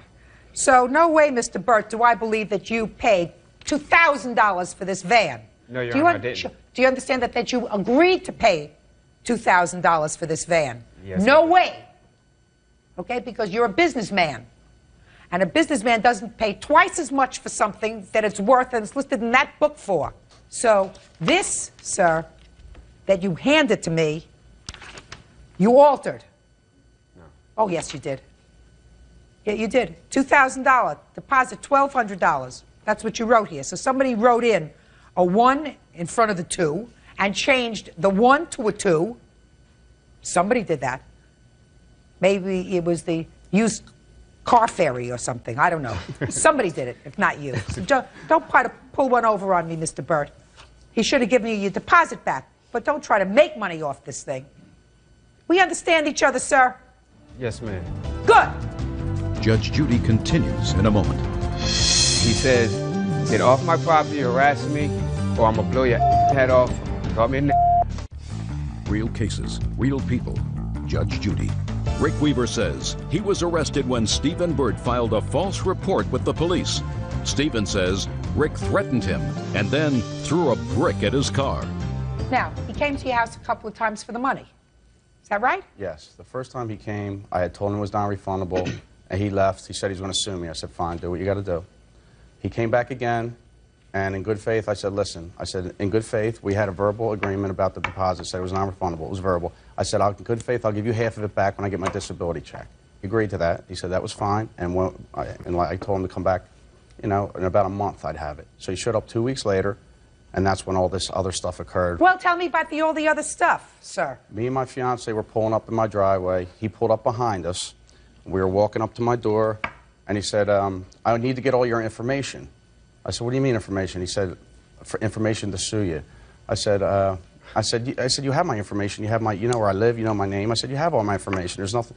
I said, you get off my property or I'm calling the cops because you're harassing me about this $100. And he left. Why? It's not 100, it's 200. Yeah, I know, but we had agreed on 100. You didn't give him the 100. No, because I didn't have my disability check yet. You got the money from the car. Right. Sir. I paid my mortgage. That's not his problem. I know. And I believe that you threatened him because that's what he's going to tell me. Is that right, Mr. Burt? Yes, Your Honor. Now, I've already caught you in one lie, so let's not do it again. I want you to tell me exactly what happened the second time you went to his house and said to him, give me your information. Do you understand, Mr. Burt? I don't want you to fabricate anymore. Yes, ma'am. Good. I went to Mr. Weaver's house. I seen him and his girlfriend pull in the driveway. I pulled behind him. Mr. Weaver came over to me. He says, I told you when I get my disability, I was going to give you the $100. I said, well, we need to let a judge decide what to do in this case because I shouldn't keep coming to you for a deposit that you owe me. You're absolutely right. I said, and the reason I'm here is just to get your complete address and a telephone number so they can contact you. Okay. He stormed away from me. He went in the house. He came out, slammed open the screen door. He was pointing an object at me. I couldn't see what it was, but he says, get off my property, you're harassing me, or I'm going to blow your effing head off. He caught me in. I got in my car. He came off the step. He threw a brick, and he did damage to my car, doing over $800, Your Honor. And I have pictures of the damage. Well, let me I see. also have a... and I want to see the police report. I And don't this have was the on police report with me. I Why just not? have... The only thing that I received was a complaint from Mr. Weaver. They never gave me a police report where I filed on him. When did you file? I filed the same day. Where? At Clementon Police Department. So you left his house and went right to the police department? Yes, ma'am, after he threw the brick. Okay, when were you arrested, sir? The next day, me and my fiance and her 12-year-old daughter were pulling up my driveway. She pulled in. I've known for years. He said, Rick, I have to arrest you. Someone said you threatened him with a gun. Mm-hmm. I said, you know me better. And I said, I hate guns. I don't even let my kids play with plastic guns. It's not true, Your Honor. Shh, quiet.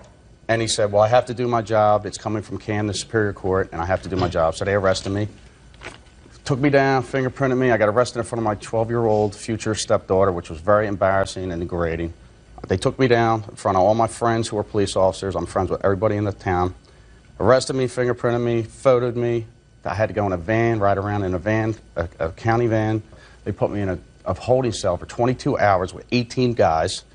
The one was the guy was laying next to me on the floor, was defecating in. I don't care. Don't go. Listen to me. Your goal could have been avoided if you gave him his $200. Right? All could have been avoided if you gave him his $200. Now, I have a question for you. Yes, ma'am. Did you throw a brick at his car? No, ma'am. No, I don't believe you did. No, ma'am. I don't believe you did, but I do believe you threatened him. No, I did not. Oh, yes, that I believe. I believe that you told him to get off or you're going to blow whatever. That I believe you did. You see what happens when you lie once, Mr. Burt? When you lie once, like this, and you hand this kind of stuff to me, then I find suspect other things that you say when it's not consistent. What is consistent is that he got annoyed with you coming around, that when you came back and you were very polite, you said to him, I need all your information. I need your full address. You had his address. All you had to do was look up the number on the house and you see his address. You wanted a phone number. Do you need a phone number? I'm not sure you do, but you wanted his phone number. I can understand him not wanting to give you the phone number because maybe he was afraid that you'd keep calling to harass him. But I do believe he threatened you. Don't believe this, don't believe this. So I believe you have the right to go and say he threatened me.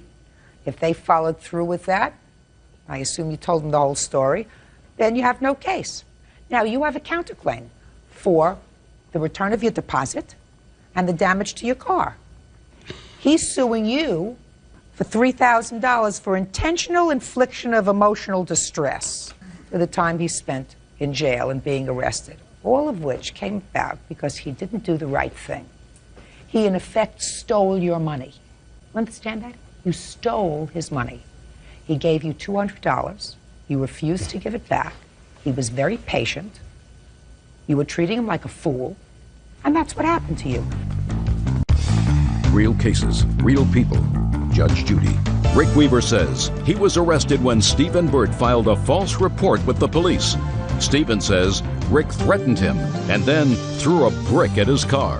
You shouldn't have been a pig, which you were.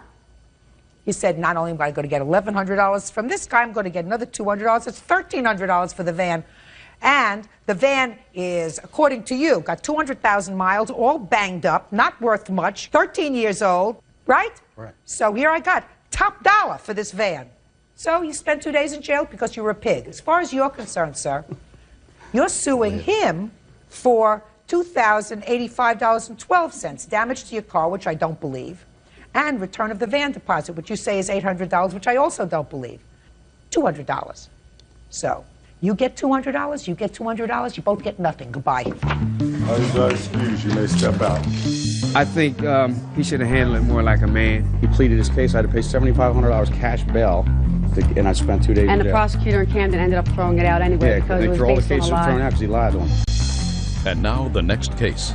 All parties in the matter of Yonkers versus Ponce, step forward, please. 20-year-old dietary aide Melissa Yonkis is suing her one-time blind date, 21-year-old student Richard Ponce, for the cost of a motel room and several in-room movies.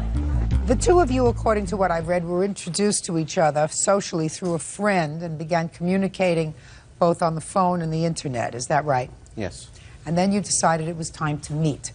And for some bizarre reason that I'm sure someone will explain to me briefly, you decided to have your first meeting at a motel. You arrived at the motel and you decided to put the room on your credit card. That's correct. You went into the motel to hang out. According to you, you got disgusted with something that happened in the motel because he was going out to visit a friend, and you stormed out. Then later on, you got a bill for 2 nights' stay at a hotel because he evidently decided to stay that night and an extra night, and for some movies that he had rented. You want him to pay you back for the 2 nights at the motel and the videos. Is that what this case is about? That's correct. He says that you stormed out, that somebody, he assumes it was you, vandalized his car, which caused him to get stuck in the motel for an extra day. Is that right, sir? Yes. Just tell me why, briefly, you decided to have your first meeting in a motel. Well, I'd worked late that night, and I live 45 minutes away from the defendant, so by the time I got to where he lives, it was already late, so there wasn't really much else we could do. We both live with our parents, we couldn't go to each other's houses, so we decided to go to a hotel. We had talked about it for a long time, and that was the most convenient day, so I decided. So what time did you arrive at the motel? I think it was around 10:30. And what happened, sir, that caused you to want to leave? Well, the thing was, I was just not really into her when I met up with her. You didn't like what you saw? Well, I went out with a drink with my buddy, which I invited her to come out with me. I came back to the hotel, and I realized that my car was vandalized. Yes. My tires were slashed. The car wouldn't start. I'd called a friend who was a tow truck driver to fix. This car was a loaner. This is not my car. So I had to get the car fixed before my friend had found out it had been vandalized, or else she wouldn't trust me ever again with the loaner whenever the emergency case might be needed again, you know? Why did you stay at the motel 2 nights? Well, my tow truck driver, the friend that I had was a tow truck, was out of town, and he told me he'd be in town. Well, Mr. Ponce, you know, you're making this up as you're going. You live in that town, do you not? I live in the area. You live in the area. Go home. Well, I couldn't leave the car there. Why not? It wasn't gone anywhere. It was already vandalized, had flat tires, and it wouldn't run. So what do you mean you couldn't leave it there? Well, I couldn't leave it there. I just don't trust leaving a car just vandalized like that. I'm sure a tow truck would just pick it up, a car like that. Like, you know, it wasn't even mine. Then I'll lose track and see where it's going to go. So I stayed there the night. I waited until my friend came to pick it up. He fixed it, and unfortunately, Let me see all your receipts, I don't sir. have any evidence or receipts because of the fact that I paid him to fix the car, and it was not like he's not working in a mechanic shop.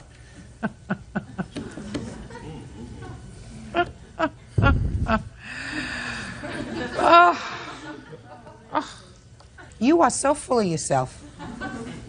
You are so full of it and yourself. I begin to zone out because there is nothing there of substance, nothing truthful. I don't even have to listen to it. I mean, I can fantasize about a whole bunch of other things. I listen to it. Listen, the first day of the motel you pay for. Do you understand? That's your mistake. How much did the second night cost? Show me your bill. Okay. With the movies and the extra day, it cost me $221. For the second night in the movies? Yeah, altogether it was $360. Did you watch any of the movies with him? No, I left after the first night. $221. Listen, consider yourself lucky. He's a real loser. Judgment for the plaintiff in the amount of $221. Goodbye. Parties are excused. You may step out. This car business, I don't even know where it came from. She had vandalized my car. He was the one who pursued me. I don't know what he's talking about. He wasn't into me because he totally was. He made all the first moves, everything. Just pretty much overconfident with herself. She thought just like, you know, with her looks, she can get everything, you know. I'm just happy she saw through that whole lie.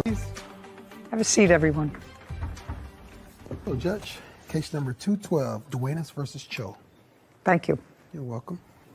Ms. Duenas, it looks to me from your papers that you decided to go into a business with someone. Yes. With whom? With the defendant, Brian Chow. And you know him how? He's a family friend. And you know what his business is? Yes. What is his business? He currently sells reticulated pythons, snakes, exotic animals, monitors, lizards. And you like those things? My ex-boyfriend did. Did you? I was more for the investment part. Okay. I was the investor at the time. At the time you reached out to this family friend who was in the exotic snake business, your idea was to create a business. No, Your Honor. It was actually the defendant's idea. I don't care whose idea it was. Your idea was to create a business with your ex-boyfriend. I agreed to the business, but it wasn't our idea. Whether you agreed to the business or not, you invested money in the business. Yes. Which means that unless there's something wrong with you, and I see that there is not, you wanted to go into business with the defendant. Yes. So let's be easy. Okay. And at the time that you wanted to go into business with the defendant, I'll get to what the nature of that business was in a second. I know it had something to do with that wonderful-looking snake. You had a boyfriend. Yes. And the boyfriend liked snakes. Yes. And you went along with the ride. Yes. What month and year were you still with the boyfriend when you decided to go into the business, which you will explain to me? Back in November of 2019. So right before COVID. Yes. What was your boyfriend doing at the time? He was working at an airport. And he and Mr. Cho were friends? Yes. How long had you known him? 2-3 weeks, Your Honor. Where did you meet him? He came into my store and acquired I didn't ask anything. That's how you met him? Yes. I'm going to get through this case and get this lovely thing out of the courtroom as quickly as I possibly can. Well, some people find them exotic and gorgeous. I find them a little bit squirmy. So in November 2019, boyfriend and you decided to go into the business. Explain the business that you invested in. I invested on 5 reticulated pythons, breed them, and make a profit out of them. So the intention was never for you to take these pythons to your residence? No. And you understood that? No. They're buying the snake, Your Honor. Okay. How much were the 5 snakes? In total, it was $10,000, plus the feeding and the cages that he claimed that the snakes needed. Was it your agreement that for $10,000, Miss Duenas and the boyfriend were going to buy 1 male snake and 4 females? They decided to buy 2 snakes. Well, when was that decision made, sir? A week after I met him, because When you went into the shop, did you ultimately decide on 1 male, 1 female? No, so how it is, Your Honor, is he knew my ex-boyfriend prior to the business 5 years ago. He sold him a exotic Australian monitor lizard. Okay, what I want you to tell me is, did there come a time when the arrangement changed, so instead of 1 male and 4 females, you were supposed to get 1 male and 1 female? No, Your Honor. The whole way it was supposed to be 1 male and 4 females. Do you have any sort of a receipt for that? We have Instagram conversations. Do you have that? Yes, ma'am. I'd like to see it. Okay.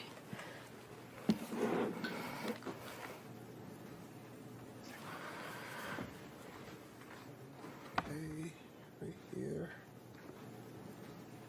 1 male, 4 females. The guy's asking $15,000 for all, and then he says, I'll drop it to 12. Then somebody, I don't have 12 now. I just spent a lot on my monitor. Let's go the rest. Okay, so he said, I don't have that money now.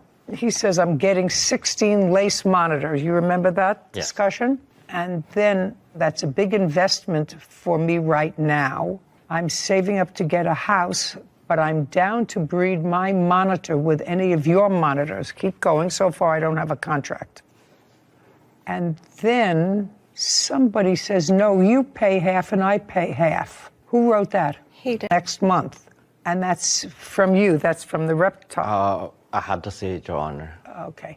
If I invest half with you, what will be my return and in how long? Think about it. That's will be the baby's mix price. JTK Reptiles, that's you. Somebody's on their way. That's you and your boyfriend? Yes. We were on our way to give him the money. And how much money were you going to give him? We gave him the first time $6,000 and then $4,000, a total of $10,000. You received that? Yes, Your Honor. And what did you purchase with the $10,000? If you look at the message from there, what she showed you is they pay half of the 5 snake. Means they get 2 of the snake, and I get 2 of the snake. They've been lying to you guys since day one. They want to purchase 2 snake. Then I told them, like, if you look at the message, I can use my male to breed it to your female. It's an investment for you guys, not for us. It's no us. It's not with them at all. Mr. Cho, were they supposed to take possession of the snakes? They're supposed to pick up the snake. That's why they come to the store with it. Which snakes were they supposed to take possession of? One right here and one out there. Is that a male or a female? This is the female. Has she had babies yet? No, I don't breed her because she don't belong to me. And how old is she? Right now, she should be about 6 years old, going 7. How long do they live? Over 30 to 40 years, depends on how you take care of them, like I take care of them. And there's another one outside the courtroom that's the same as this one. Also a female? Yes. And you gave them the $10,000. He acknowledges the $10,000. So we have a verbal contract that you were going to pay for some snakes. He was going to order the snakes for you, which he did.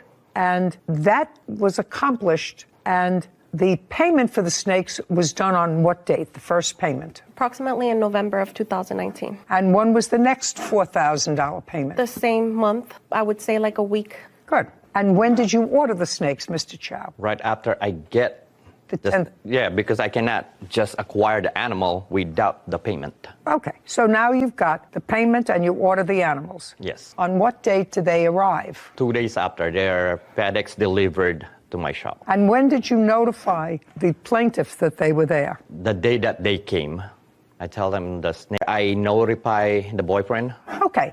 Now, Ms. Duenas, a week later you went to the shop. And what happened when you went to the shop? Now he's got $10,000 and he's got 2 snakes. I just want to clarify, Your Honor, that we even gave him money for the tanks because here in the conversations it says that he can't continue having them in tubs. So he needs us to give him money to invest to buy the tanks to house the snakes. So our original plan was for him to keep the snakes because he has the shop. We, at the time, lived in an apartment. He was well aware of this, that we couldn't have big snakes in our apartment. He says no, you say yes. I'm not sure how I can resolve that. I'm trying to simplify this contract. Cassandra Duenas claims exotic pet store owner Brian Chow owes her money for a snake breeding business. Brian says Cassandra changed her mind about the business after he purchased the snakes. Okay, part of the contract was fulfilled because you paid him. Then he ordered the snakes. Second part was fulfilled. I want you to tell me what happened when you went to see the snakes. You say to see them. He says to pick them up. A week later. So when we went to the shop, Who went? led us to Who went? My ex-boyfriend and I. What led us to there is because after he obtained the snakes, he was not reaching out back to us. He was Just a week later. Yes. You went to the shop.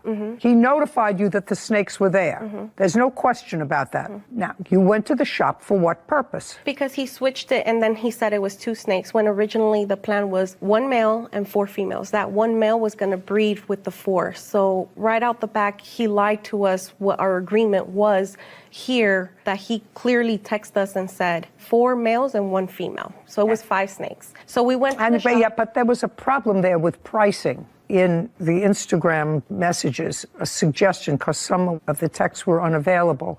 He said originally they were $15,000. And then there was some discussion of $12,000. And then there was some discussion of $6,000. He says he'll pay half and you pay half. And supposed to give them the snakes. Why would you pay half? Then they get the 2 of the snake, and I get the 2 of the other snake. It's 5 of them. And the one that we're gonna pretty much, they can have it if they want it, or I can use it when I need it. You mean the male? Yes. So that was the business. Anyway, you went there, and what happened? So I went in recording. My ex-boyfriend told me, hey, record. Don't tell me what your ex-boyfriend told you. Okay. Just tell me you went in and what happened. We went in there and we asked him, hey, we agreed on 5 snakes. Now you switched up and you said now it's 2 snakes. First you told us it was 15,000, then 12,000. You were playing games with us the whole time. And at this point, after a week later that he said that he got the snakes, then he told us it was 2 snakes. At that point, we were upset because we had planned and we had counted with 5 snakes. That's why we gave him that ridiculous amount of money. And basically, we didn't want nothing else to do with him. We wanted our money back. And that's what we went for, our money back. Just a second. Yes. So you walked in wanting your money back? Yes. Do you have any text messages, Instagram messages, suggesting that before you got there, you had said to him, we changed our mind, we don't want to be in business with you, we want our money back? No. Nothing? No. He wasn't reaching out, sorry, Your Honor, he wasn't reaching out to us. He was sending him video calls, he was calling him through text message, my ex-boyfriend. I don't care. You paid the money, he got snakes. The question is, you think there's supposed to be more than 2? He says 2. More money. So the ultimate agreement was for 2. So what happened when you went there? You're there with your boyfriend. Yes. And you say, I want my money back. And he says? He says, I don't have the money here. I have 2 snakes here. Are you telling me that he didn't call you and say your snakes are in? Is that what you're suggesting? Do you have an invoice for these snakes, Mr. Chow? Yes, Your Honor. I'd like to see the invoice for the snakes. By the way, your boyfriend has other of these exotic creatures. Is that right? To the people that I get them. What kind of exotic creatures does he have? One that he sold him, an Australian water monitor from the Philippines. And? He has 2 rhino iguanas, a pair. He has a, I don't know the name, but it changes colors. Mr. Chow, 18. And those are for the lace monitor that Are these lace monitors? Yes. Sorry, Your Honor, these are not lace monitors. These are reticulated pythons. These are not monitors. Monitors are lizards. These are snakes. Lace monitor bell face. Yes, Your Honor. Well, that's not that. No, Your Honor. Well, these are useless. Yes, but that's connected to the rest of what they did. What does it have to do with these 2 snakes? What I want to see is when you purchased these 2 snakes. Yeah, I don't have it, Your Honor. Well, get it. What do you mean you don't have it? I left it at home.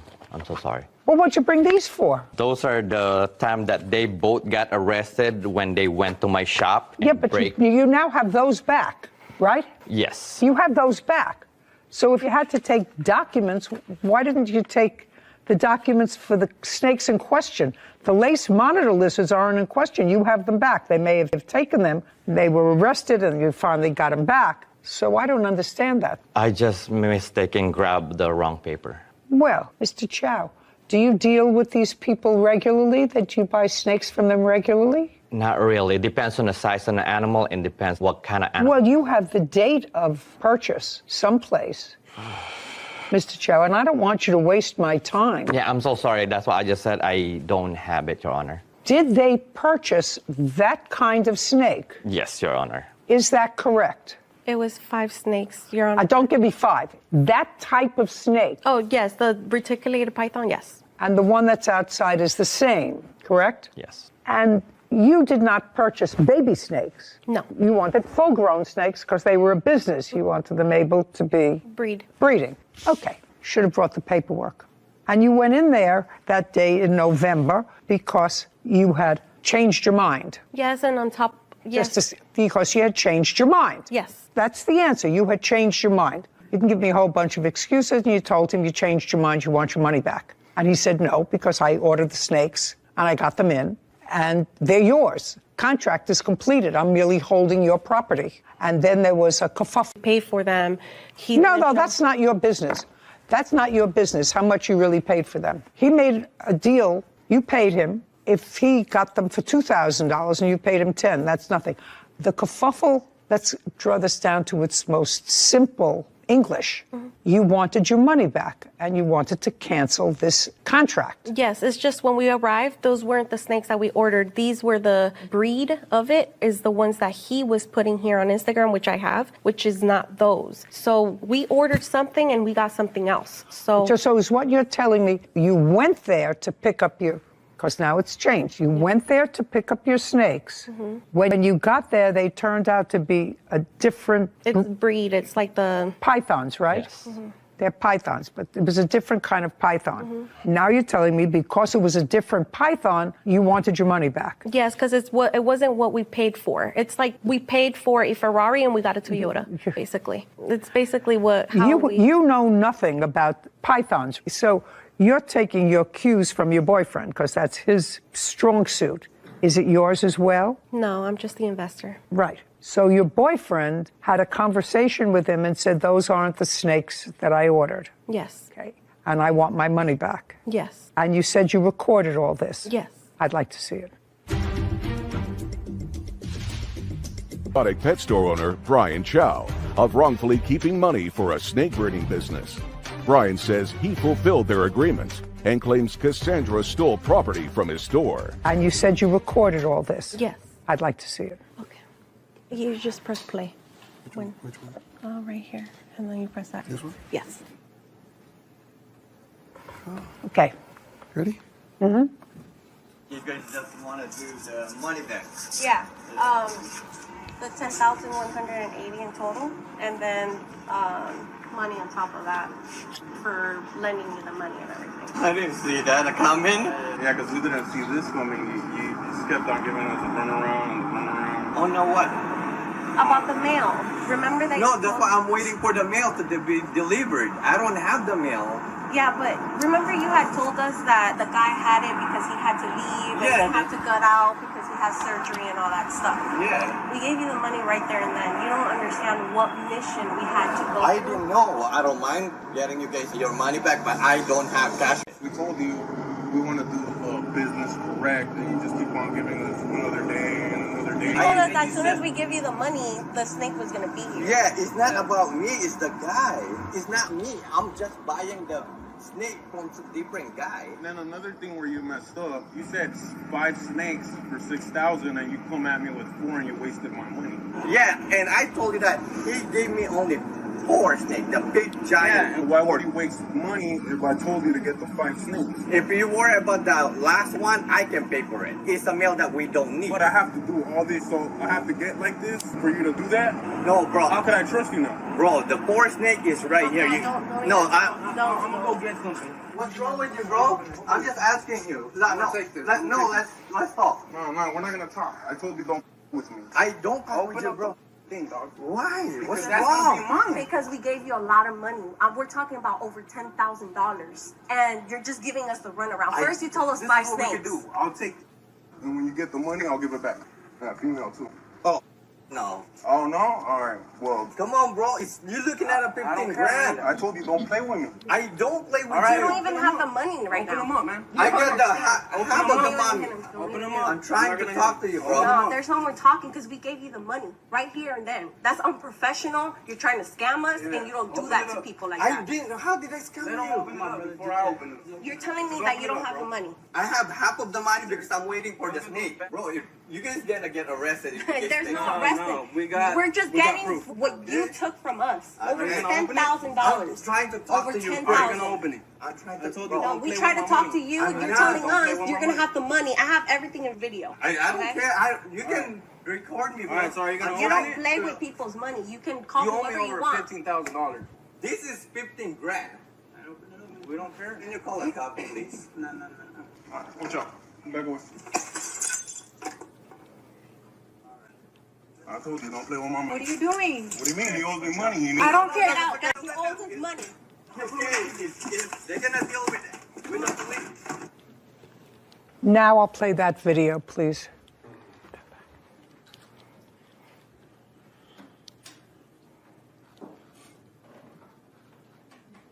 That's your boyfriend breaking into the... Yes. Yes. And when he broke the glass and took out whatever lizards he took out with him, where did he take them? You were still with him. Yes, he put it in a bin. And is that you carrying them out? Yes, and that's the reason why I was charged with the robbery, just because I walked out with the item. That's all right. That's fine. That's a co-conspirator. Ultimately, the lizards that you took were returned to you. Yes, Your Honor. And it seems, Mr. Chow, at the beginning of this case, I must acknowledge to you that I was sympathetic to your position, that they had ordered snakes. You ordered them. You got them. Yes, Your Honor. And then the contract is completed. Uncross your arms. No, I'm so sorry. But it's clear from the tape that the plaintiff played for me that you acknowledged that you did not fulfill your end of the contract, that you were blaming your inability to fulfill your end of the contract on some third party.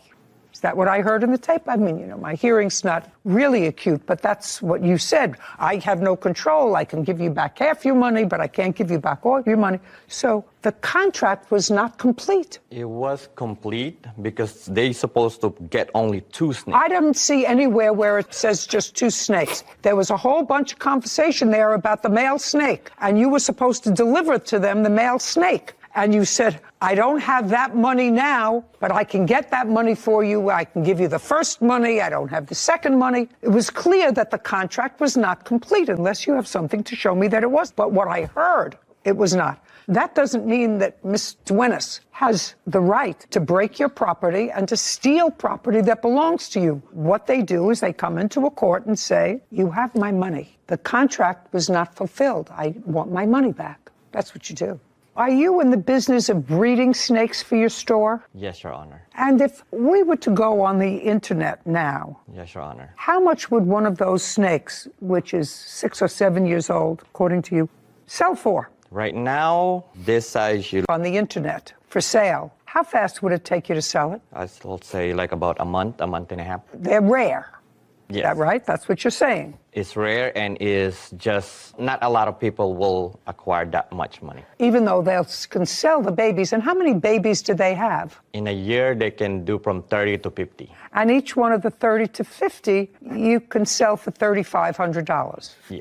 I suggest you do that. She gets her $10,000 back. Judgment for the plaintiff in the amount of $10,000. We're finished. Thank you very much. This court is adjourned. I'm very happy, and I'm happy that she was able to see herself that the defendant got caught. multiple lies. They're just a customer. He wasn't truthful since the beginning. Ever since we invested. They bought a snake. I just want to give their snake, but they don't want to take it. And it's very sad how nowadays you can't trust in anybody. I think one great lesson that a lot of people can take away from that is you have to know the business that you're investing in. I can appreciate she was sort of doing it for her boyfriend and he had the knowledge about the exotic animals, but that's her money at the end of the day. And if you're going to put your own hard-earned money on the line, it should be a business that you at least put in the time to learn about. To understand. Exactly. So that you don't have to rely on somebody else to make the right decisions. Who's going to be gone tomorrow? Exactly. Exactly. And your who money potentially could, and then you're left on your own, having to sue and navigate a field that you really know nothing about. Smart. And it was also an example of a contract that was not fully executed. I actually thought when I started the case that there was an offer, an acceptance, you performed, paid the money, got the snakes, and then you can't change your mind. Once you get it, you say, well, I changed my mind, but that's not what happened. Nope. And her video demonstrated that that's not what happened because Mr. Chow started to waft. Well, it's not my fault I don't have your mail. It's another guy, and I would give it to you, but I can't give it to you as soon as I get it, you know. Yeah. So he did not deliver on the contract. So I had very little compulsion other than to say, you don't have to take the snake and you get your money back. Yeah. Anyway, done. Yeah. And the snake is gone. Left the building. Have a seat, please. Hello, Judge. Case 2044, Bearden versus Thompson.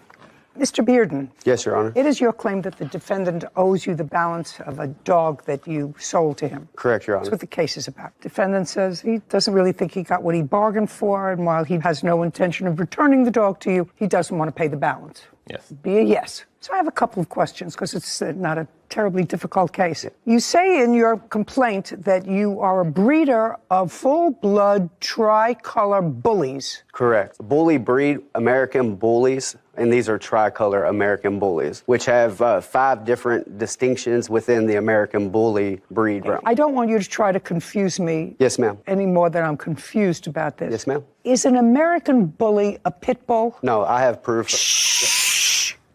It is not. It is not. What is it a combination of? Yes, it is a combination of. Well, I know it's a combination of, but it's been recognized by the American Kennel Club as an independent breed of dog. But that is only recently. What is the American bully a combination of? Honestly, can I read what I have? No, if you'd say I don't, listen to me. Yeah, I know it's very, very hard for Yeah. men to say 3 words.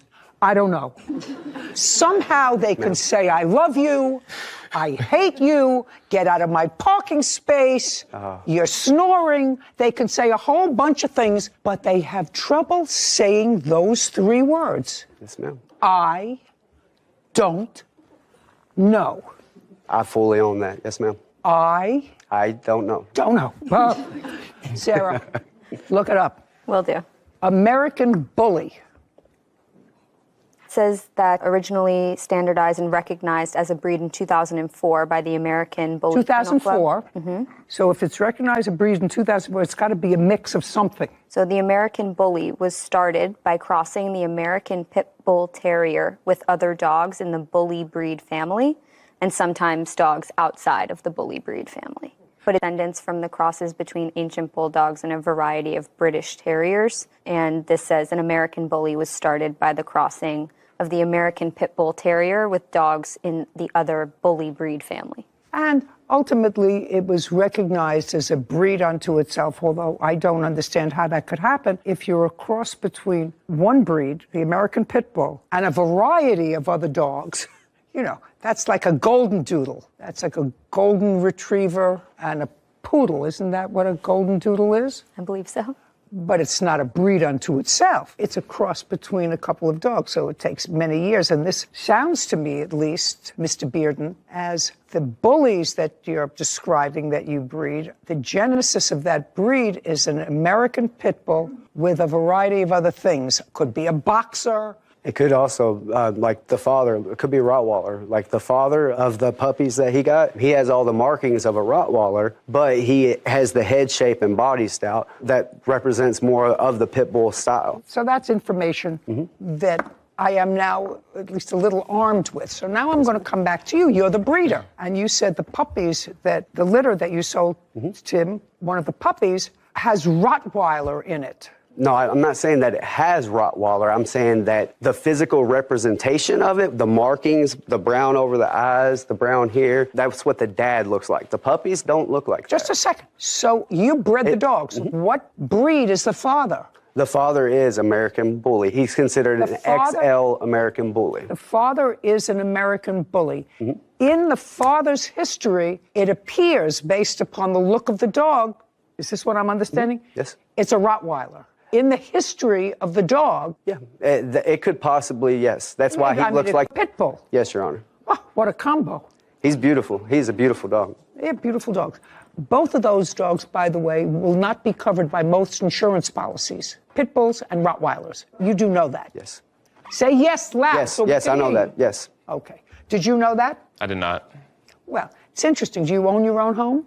Yeah. Yes is an answer. Yes. Do you have homeowners insurance? Yes.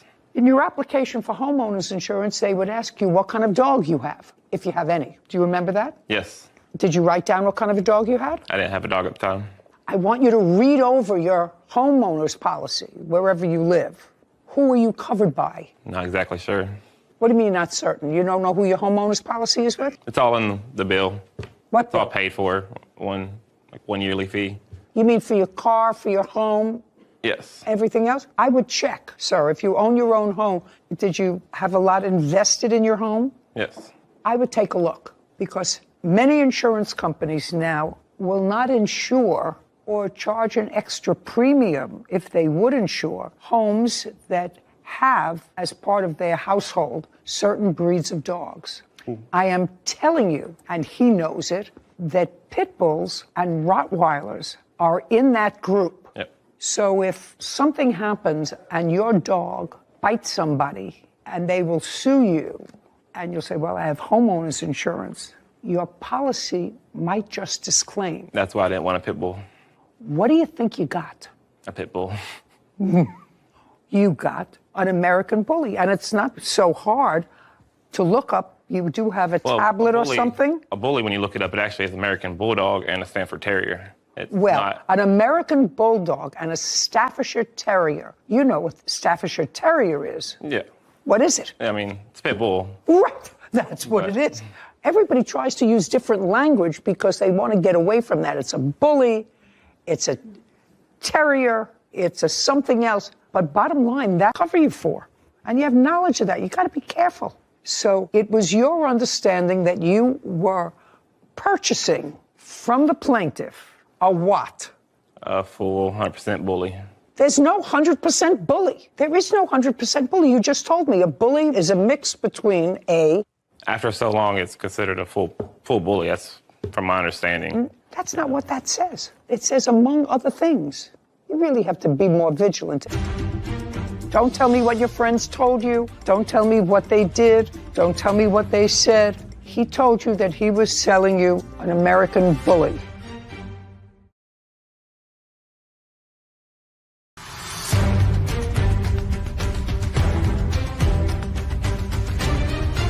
Dog breeder Kenneth Bearden claims his customer, Zach Thompson, owes for the balance of a puppy. Zach says he did not receive the full-blooded American Bully he purchased. Okay, tell me when and under what circumstances Mr. Thompson purchased this puppy from you. Yes, Your Honor. On April 28th, the defendant reached out to me. He was stating his name. Sorry. He was stated his name, and that his daughter was playing with the puppy of a friend of his, and that friend of his had bought one of the puppies from my litter. She fell in love with the dog. She loved it. He wanted to come by and possibly get another puppy. How old's your daughter? 7. If I could do that thing that some people do and, cross their eyes on purpose, I would do that for you. Now, is this your only child? Yes. Okay. After he reached out to me, we exchanged numbers and spoke for a few days over Facebook Messenger. I gave him my number. We had a conversation on the phone about prices, about the breed, and payments, because he reached out to me originally stating that, hey, I don't have that full amount that you would be asking for. Just a second. Can I see text messages where you've discussed the price? Yes, ma'am. And where you agreed on a price? Do you want text messages and the Facebook messages? Yeah. Okay. It's Read anything. quite a bit. It's all in order from front to back. From Oh, no. Yeah. Just about the price of the dog, please. Well, like I said, Your Honor, the price of the dog was a verbal I understand that. The initial discussion that you had with him, you told him what you wanted for the dog. Yes. Thank you, sir.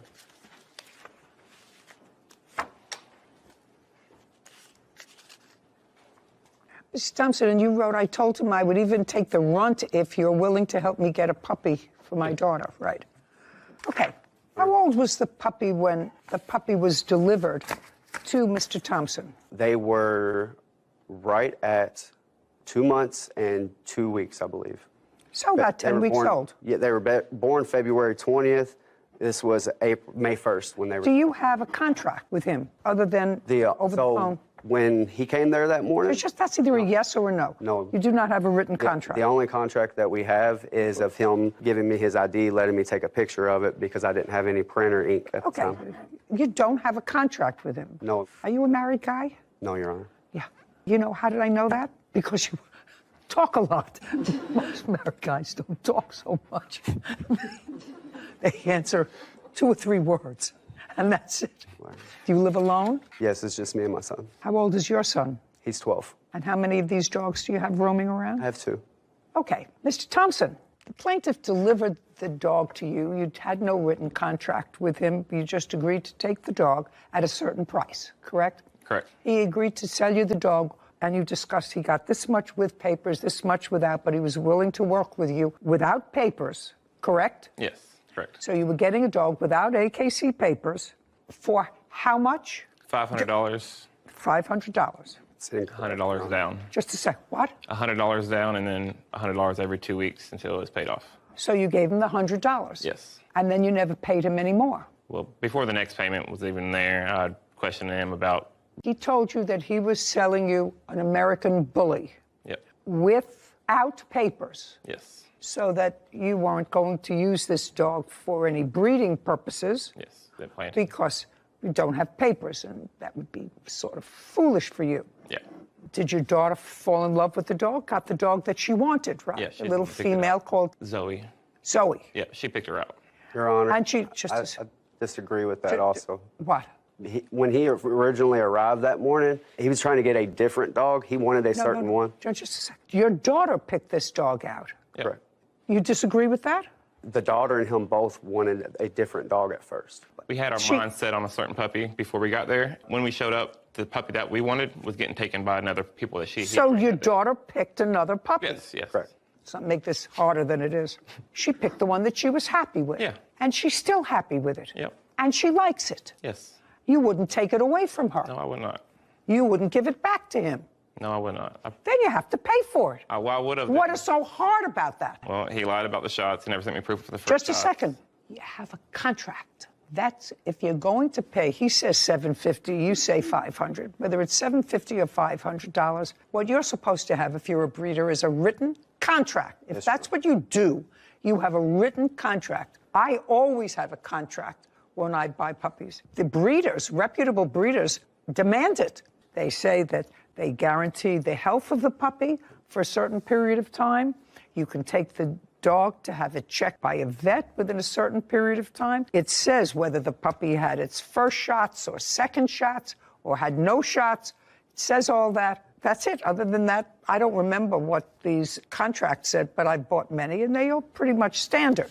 Yeah. You bought a dog for either $750 to its heritage. I have not. Well, then you can't tell me what your friend said to you. Whether your friend said that looks like, it doesn't look like, I don't know what it looks like. That's not relevant. If he's saying to you, this is an American Bully, and you've had the dog professionally tested, the DNA of that dog tested, and it turns out that it's a cacophony of things, which clearly it is because it's a mix of things. What do you have to pay for the dog? You ate the steak. You don't want to give it back. The only question is, how much did you make an arrangement to pay? You say it was $750. Yes, Your Honor. Is you have any paperwork to show that? I do not, Your Honor. Like I said, when he left, I have them contracts. I didn't have any more printer ink. He had to leave and be somewhere else. That's when I asked to go ahead and take a picture of his ID, and I plan All to I get have the to show- contract at a later Mr. date. Thompson, Yes. was he originally asking for $1,000 for the dog? He never originally asked me for $1,000. No, but is that what your friend paid for his dog? I don't know what my friend paid for Well- the dog, but I know that he was having trouble selling him, so he marked down the price. I have a Facebook post where he actually, on his own Facebook, before I'd even... Oh, do you have what? I don't have it printed out. I have it on my phone. I'm willing to give Oh, yeah, I'd like to see it. Does it list a price on it? It's don't have a price. It just talks about where he's willing to sell them and work with people on deals and stuff because he couldn't sell them this before I even met the guy. Okay, well, so do you acknowledge that you posted that, sir? That you were willing to make deals with people because you were having difficulty getting rid of the puppies? You're going to pay him the balance of $400 now because you have the dog. Do you understand? A bully isn't a full-bred dog. A bully has a lot of other things in it. Do you understand?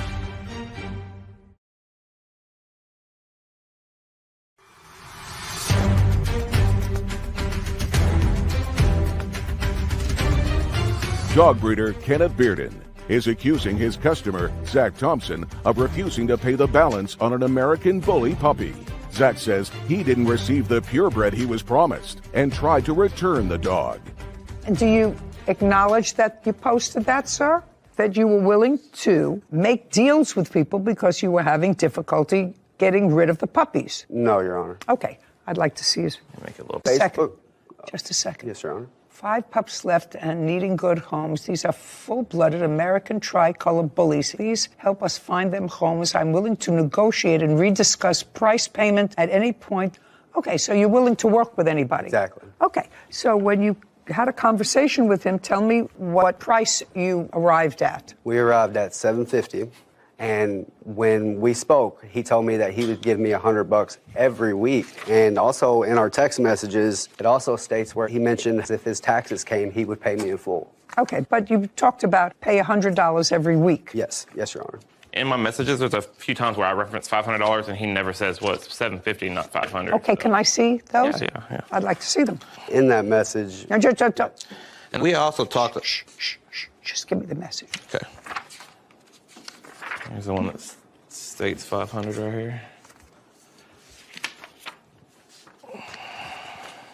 Yeah, I believe that the price you negotiated was $500 because the only one of the litigants that has any messages, that has any number in it, is the defendant, who talks, at least on 2 occasions, of the fact that he doesn't want to pay $500 for a mixed breed dog. And there's nothing in it that says, sir, it wasn't $500, it was $750. You gave me $100, so you still owe me $650.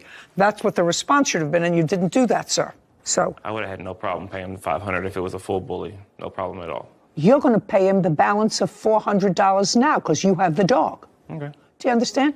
A bully isn't a full-bred dog. A bully has a lot of other things in it.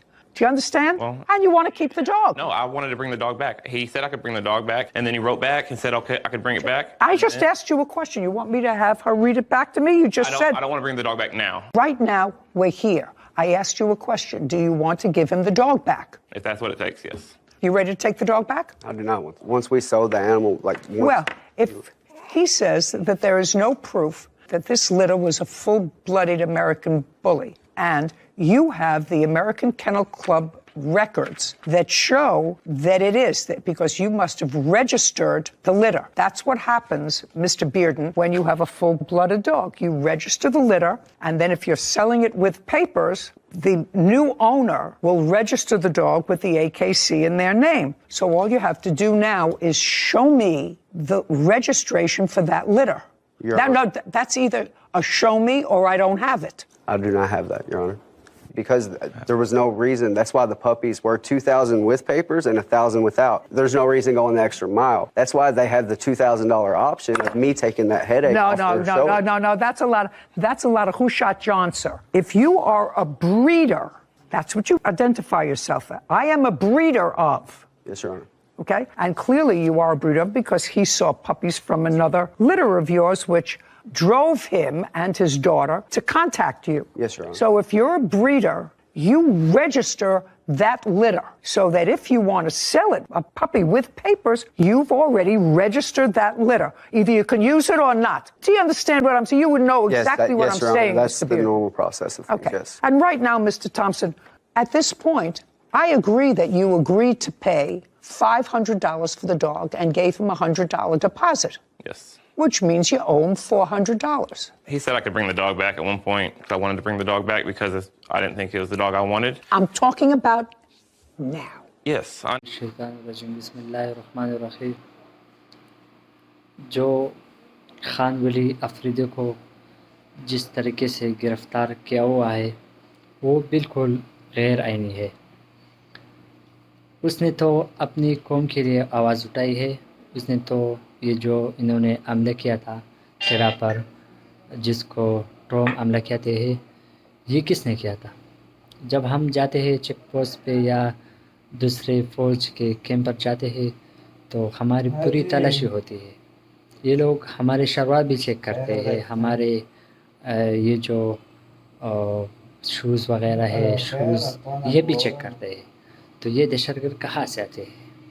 मैं साफ बात कहता हूँ, ये general, ये colonel और ये हमारे जो जितने भी पुलिस ऑफिसर है, ये सब दहशतगर्द है। ये जो दहशतगर्दी है इसके पीछे वर्दी है, ये बिल्कुल दहशतगर्द है। ये कौम के दहशतगर्द ये है।